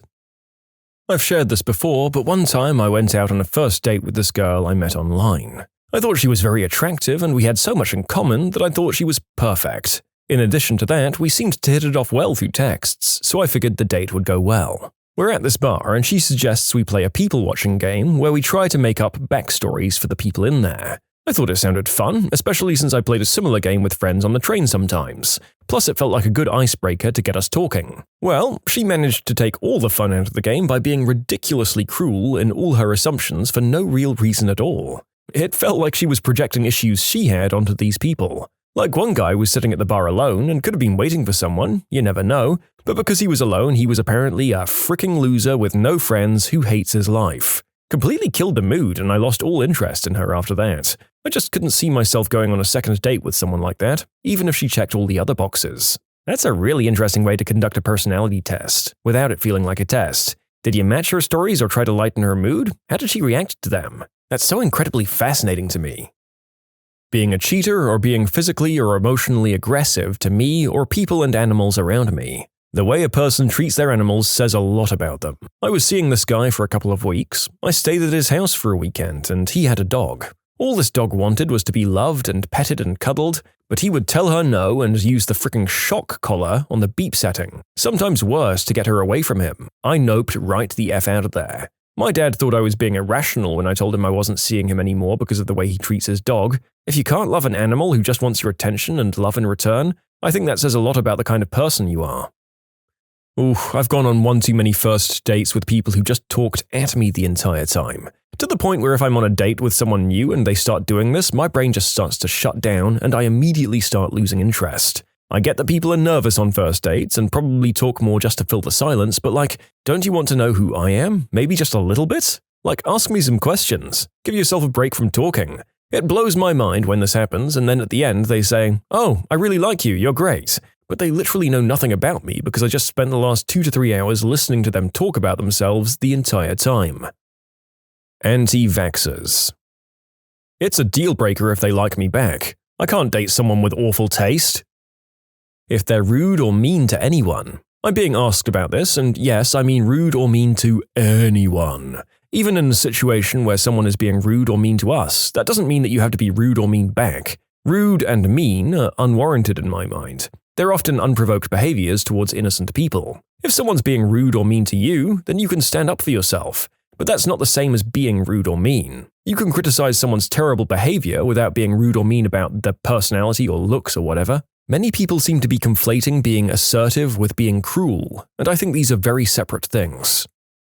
Racism. I've turned away a few dimes in my day because of their crappy attitude towards other races. I don't have time to harbor your misplaced anger, and we're all humans. Keep that crappy behavior away from me. Confederate flag displayed anywhere is an instant veto. They lost. Get over it.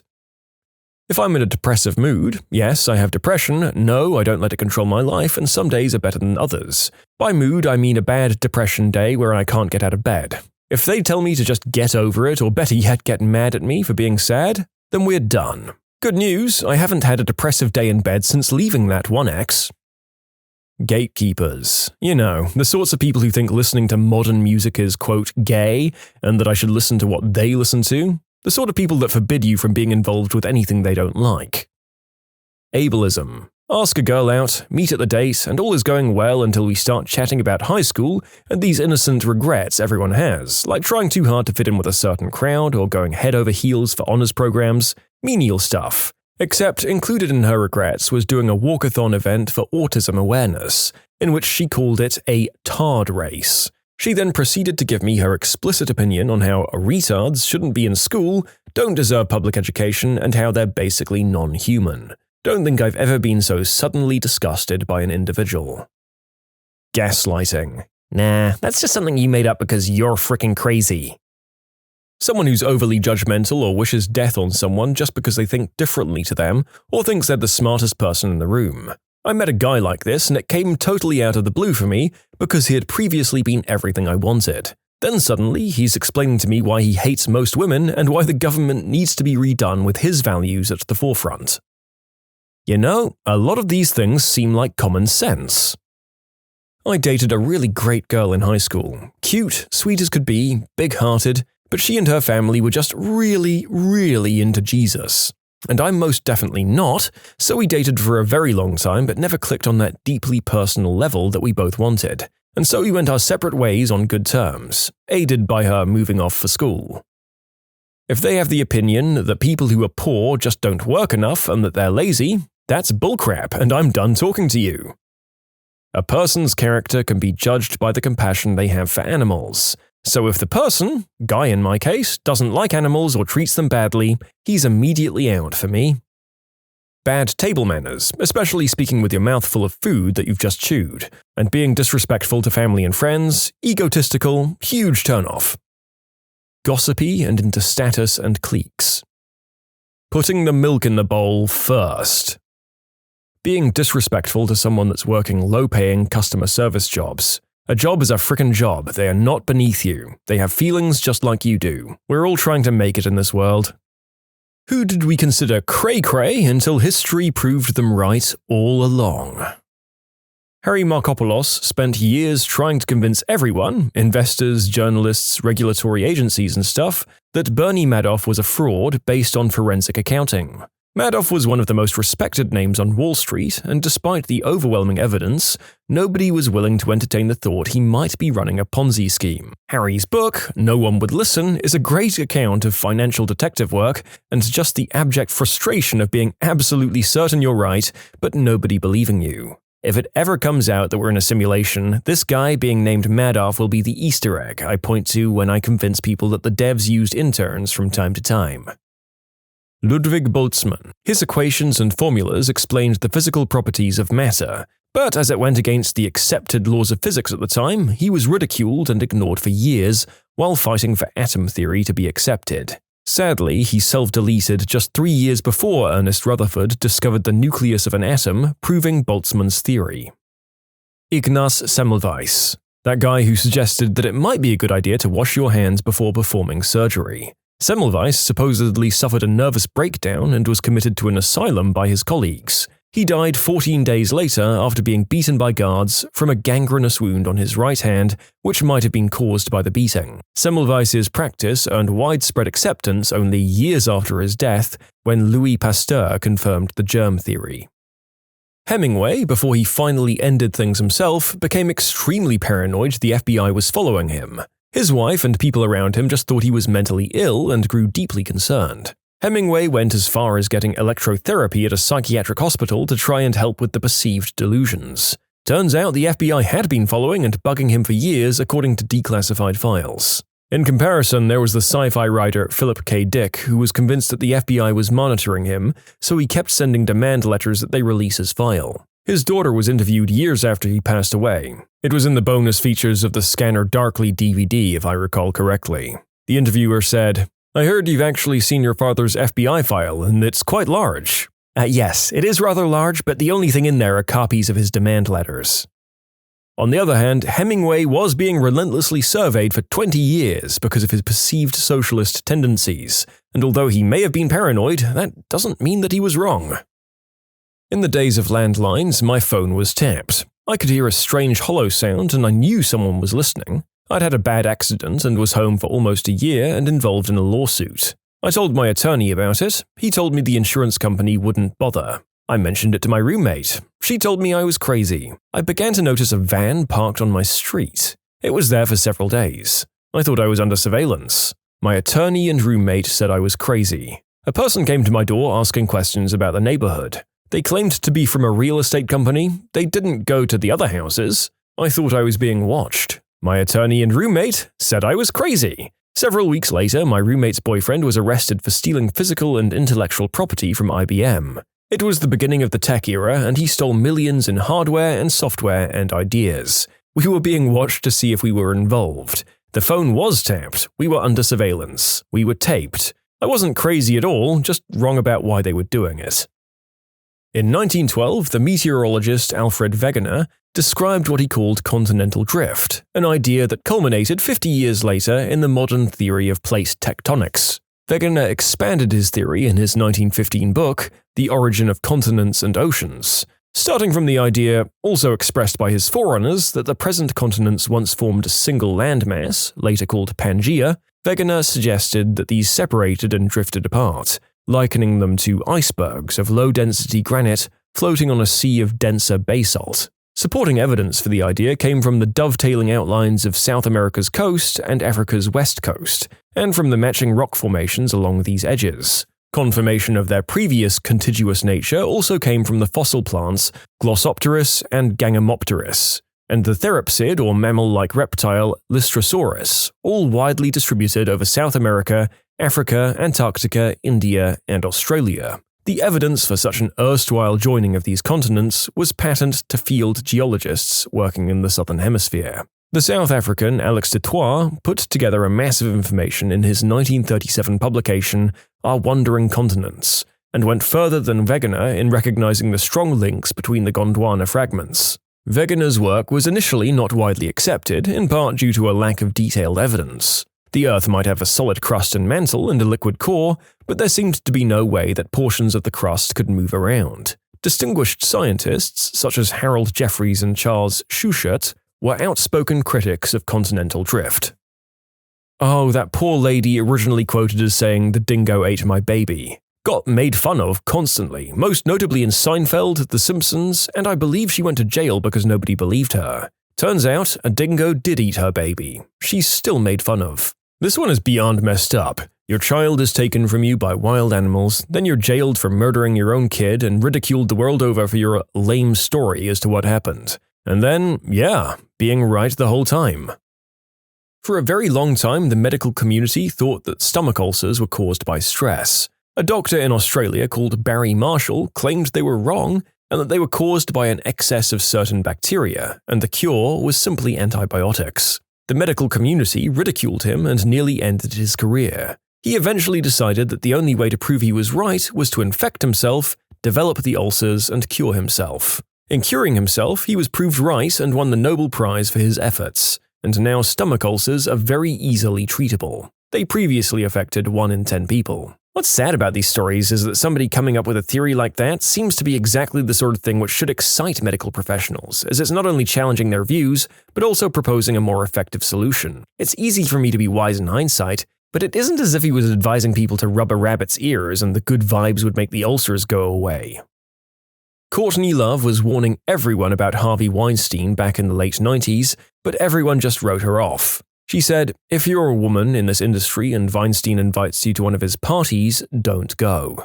I fully believe that most of the rumors and bad press about Courtney Love come from Hollywood attempting to silence her. Don't get me wrong, I don't think she's a saint, but she's been very vocal on social media about her experiences over the last few years, and I always wonder if we would have known about the Hollywood stuff sooner if she had been given a platform earlier. The fan that predicted the show How I Met Your Mother's message and was shamed only to be proved completely right in the finale.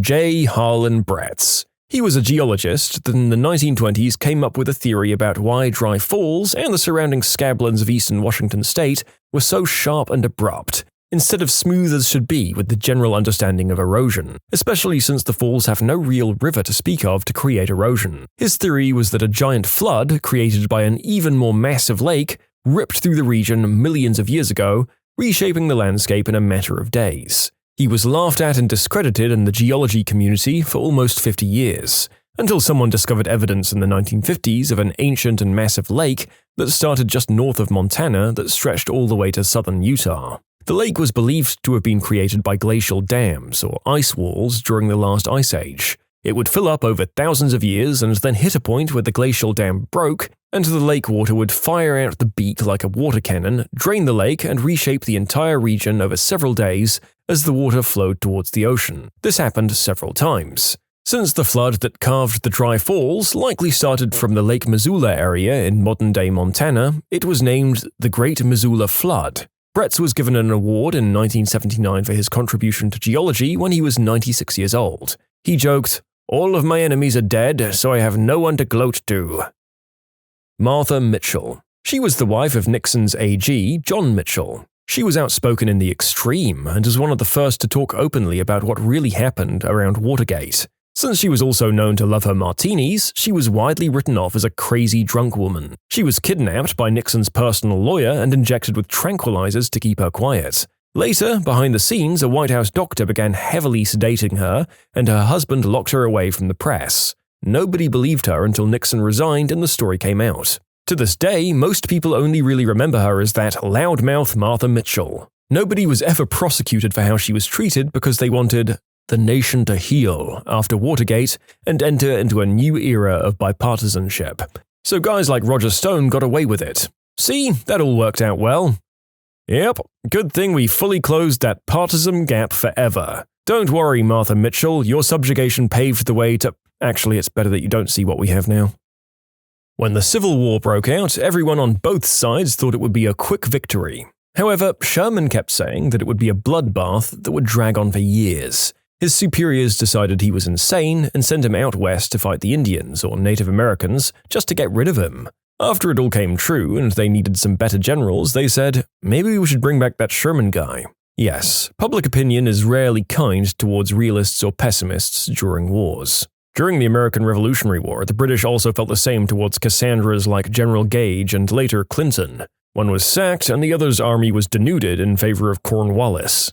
Rather than accept a war of attrition, the British government preferred foolhardy yet aggressive generals like Burgoyne and Cornwallis and reaped the consequences. Before World War II, Japanese ultranationalists wanted to assassinate Admiral Yamamoto, the successful planner of Pearl Harbor, because he kept saying inconvenient truths like, "In 6 months, the Americans will overwhelm us," since America can easily outproduce Japan's manufacturing capacities and rebuild massive fleets. John Snow, and yes, that is his name. He was laughed at for believing that multiple cholera outbreaks could be traced back to a specific source and that it was due to contaminated water, essentially making him one of the fathers of epidemiology. He has a fascinating life that went beyond that as well. The Radium Girls. When radium had just come to the US and was being marketed on dials for war and watches, girls used their lips to fix the paintbrushes to make their numbers and dials perfect. Eventually, they started suffering horrible, painful experiences due to the radium. These girls fought for years to figure out A, what was wrong with them, B, who was responsible, and C, how they were going to pay their bills and support their families. It's a horrible injustice. These girls needed support and validation that they weren't crazy, that it was radium, and it took far too long and too many deaths for it to finally happen. You can submit your own stories to be featured here on the channel. The story submission link is in the description below. And if you want to listen to some vibey music in the background, check out easymode, also linked below, and subscribe.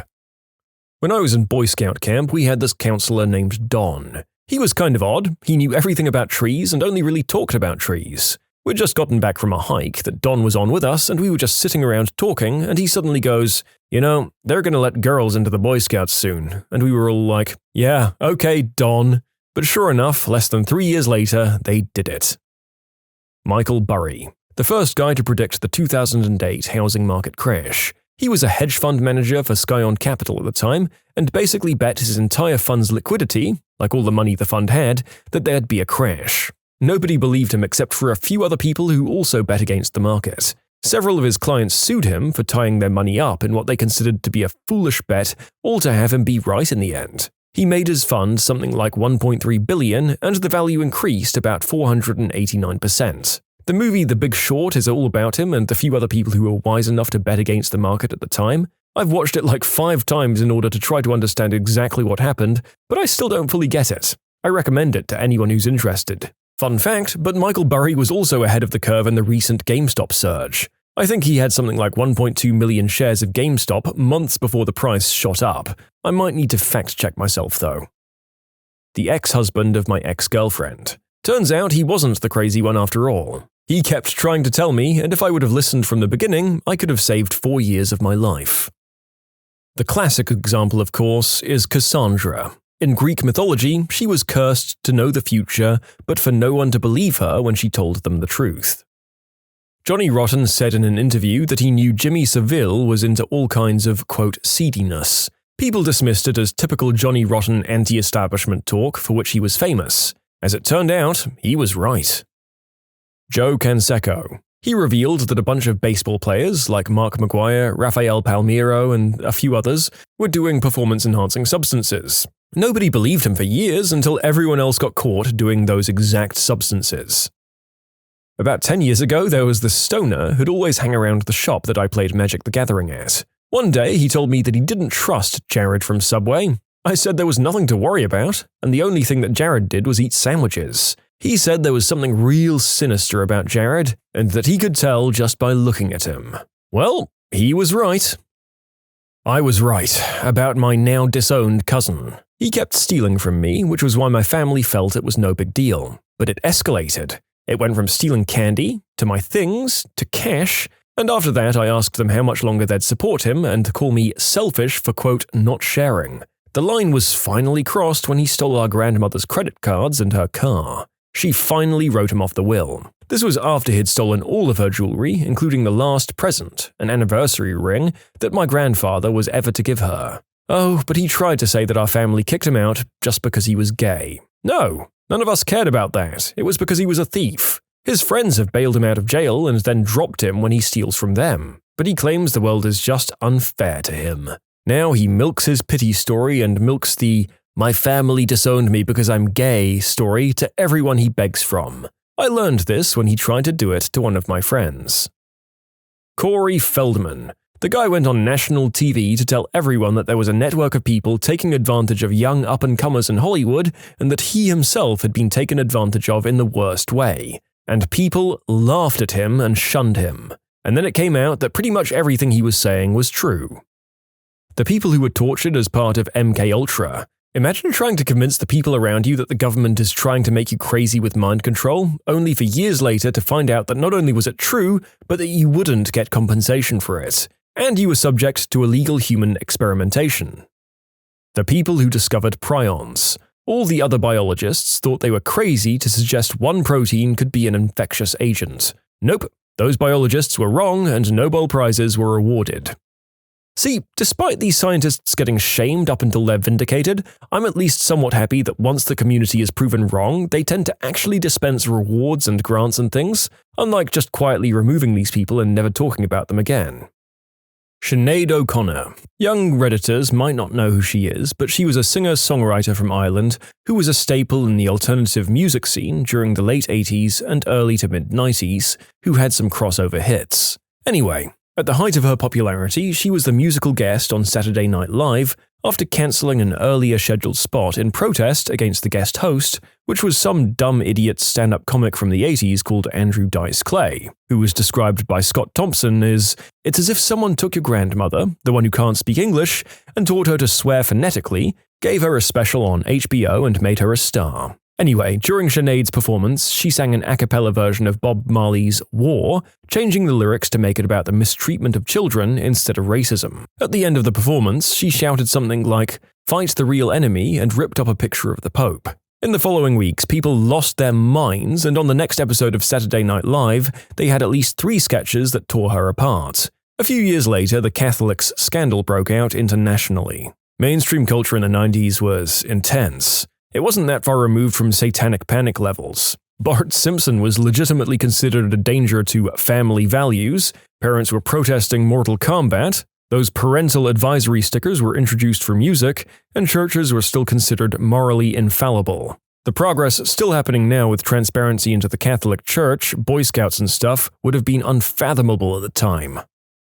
There was that one journalist, Gary Webb, who uncovered the truth that the CIA aided and abetted Nicaraguan Contra rebels in funneling white snow into inner-city communities. My mum.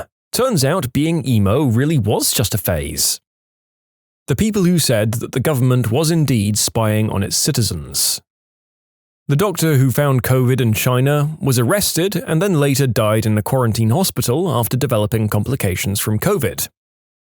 My wife, who never liked my mum's husband. He apparently made a pass at her before we were married, and I just wrote it off as Bob being Bob, because it was honestly semi-innocent, and at the time he and my mum were newlyweds. But over the years we started finding out he was hitting my mother, he made a pass at my sister, he was constantly cheating on my mum, he got caught trying to take a stealthy picture of my friend's underage sister, and he punched my mum in the head outside on the ice, causing her to hit her head on the pavement, fracturing her skull, and causing an almost fatal brain hemorrhage. She needed 2 surgeries and now deals with balance issues and almost complete loss of taste and smell and hearing in one ear. He's never faced any consequences for anything, because for reasons I can't quite understand, local law enforcement officers in their podunk town take his side every time she calls the cops on him. One time they even took her to jail because his drunk butt fell in a walk-in pantry where they were having an argument and he called the cops and said she beat him up. He's literally twice her size. He's moved out and they're getting a divorce now. I haven't kicked his butt because I live 1,000 miles away, I don't know where he lives, and I'm the sole breadwinner for my wife and 2 daughters. If I go to jail, they'll become homeless. My mum doesn't want him in jail yet because he pays the bills, and if he stops working, she loses her much-needed health insurance and her home. The divorce trial is just around the corner, and my sister and friend's sister have agreed to testify against him. So we're going to see how that goes. In the 2012 presidential debates between Mitt Romney and Barack Obama, both were asked what the greatest foreign threats to America were. Mitt Romney said Russia and became the butt of jokes on both sides of the aisle for it. Didn't he know the Cold War was over? Anyway, there's plenty about the guy I don't like, but I think about that answer a surprising amount as politics unfurl now. I almost feel like I'd have to apologize if I ever met him for how stupid I and everyone else found him at the time. My tattoo artist, not a Donald Trump follower, who during a 6-hour session described to me exactly what would happen if Biden won, but not by a landslide. I thought he was embracing a doomsday mentality. Every word was correct. Weird Al. He's actually a very wholesome, healthy guy with tons of energy and nobody can say anything negative about him. One of our D&D party members was hiding in a tree when the rest of the party was trying to negotiate, and we got captured except the one in the tree. Learned recently that my grandpa was right all along. My grandpa was a dentist. He mentored my current dentist. Saw my dentist the other day and he was going on and on about how my grandpa was doing things 40 years ago that he was mocked for endlessly by the dental community and told he was crazy. Those things my crazy grandpa were doing are now being seen as modern dentistry today. My dentist said he feels so happy for my grandpa and wishes he was alive to see this. The famous Swift quote applies. When a true genius appears in the world, you may know him by this sign, that the dunces are all in confederacy against him. Had to Google this to find out that it was in fact Jonathan Swift who quoted this, not Taylor. Unfortunately, we can't make this saying common knowledge because then every idiot conspiracy theorist in the world will feel bolstered by the knowledge that they are the one true genius. 2007 Britney Spears when she cut her hair. We thought she was nuts then. She could be, I don't follow her news, but after the stuff in 2020, we can all probably relate in some way. I kept telling people that Apple deliberately sabotages their phones to stop working over time via their updates, and that it doesn't matter if you reject the update, it will happen anyway. And lo and behold, Apple was caught out using planned obsolescences via updates to sabotage their own phones to twist its customers' arms into buying new ones. They said I was being paranoid. Well, who's paranoid now, Laura? Who's paranoid now? Congresswoman Barbara Lee was the only congressperson out of 535 members who voted no on the Authorized Use of Military Force Act after the September 11th attacks. There were also 12 present or not voting recorded. In her words, it was a blank check to the president to attack anyone involved in the September 11th event, anywhere in any country without regard to our nation's long-term foreign policy, economic and national security interests, and without time limit. In granting these overly broad powers, the Congress failed its responsibility to understand the dimensions of its declaration. I could not support such a grant of war-making authority to the president. I believe it would put more innocent lives at risk. The president has the constitutional authority to protect the nation from further attack, and he has mobilized the armed forces to do just that. The Congress should have waited for the facts to be presented and then acted with fuller knowledge of the consequences of our action. For her vote, she received death threats, a damaged political career, and she was called insane, a traitor, and a communist. And she was 100% right. When you subscribe, make sure to hit the bell to turn on notifications. Put the playlist on in the background to finish listening to all the stories, or if you want some vibey music to put on in the background, check out easymode. If you like Am I the Genius, give Am I the Jerk a shot. Everything linked in the description.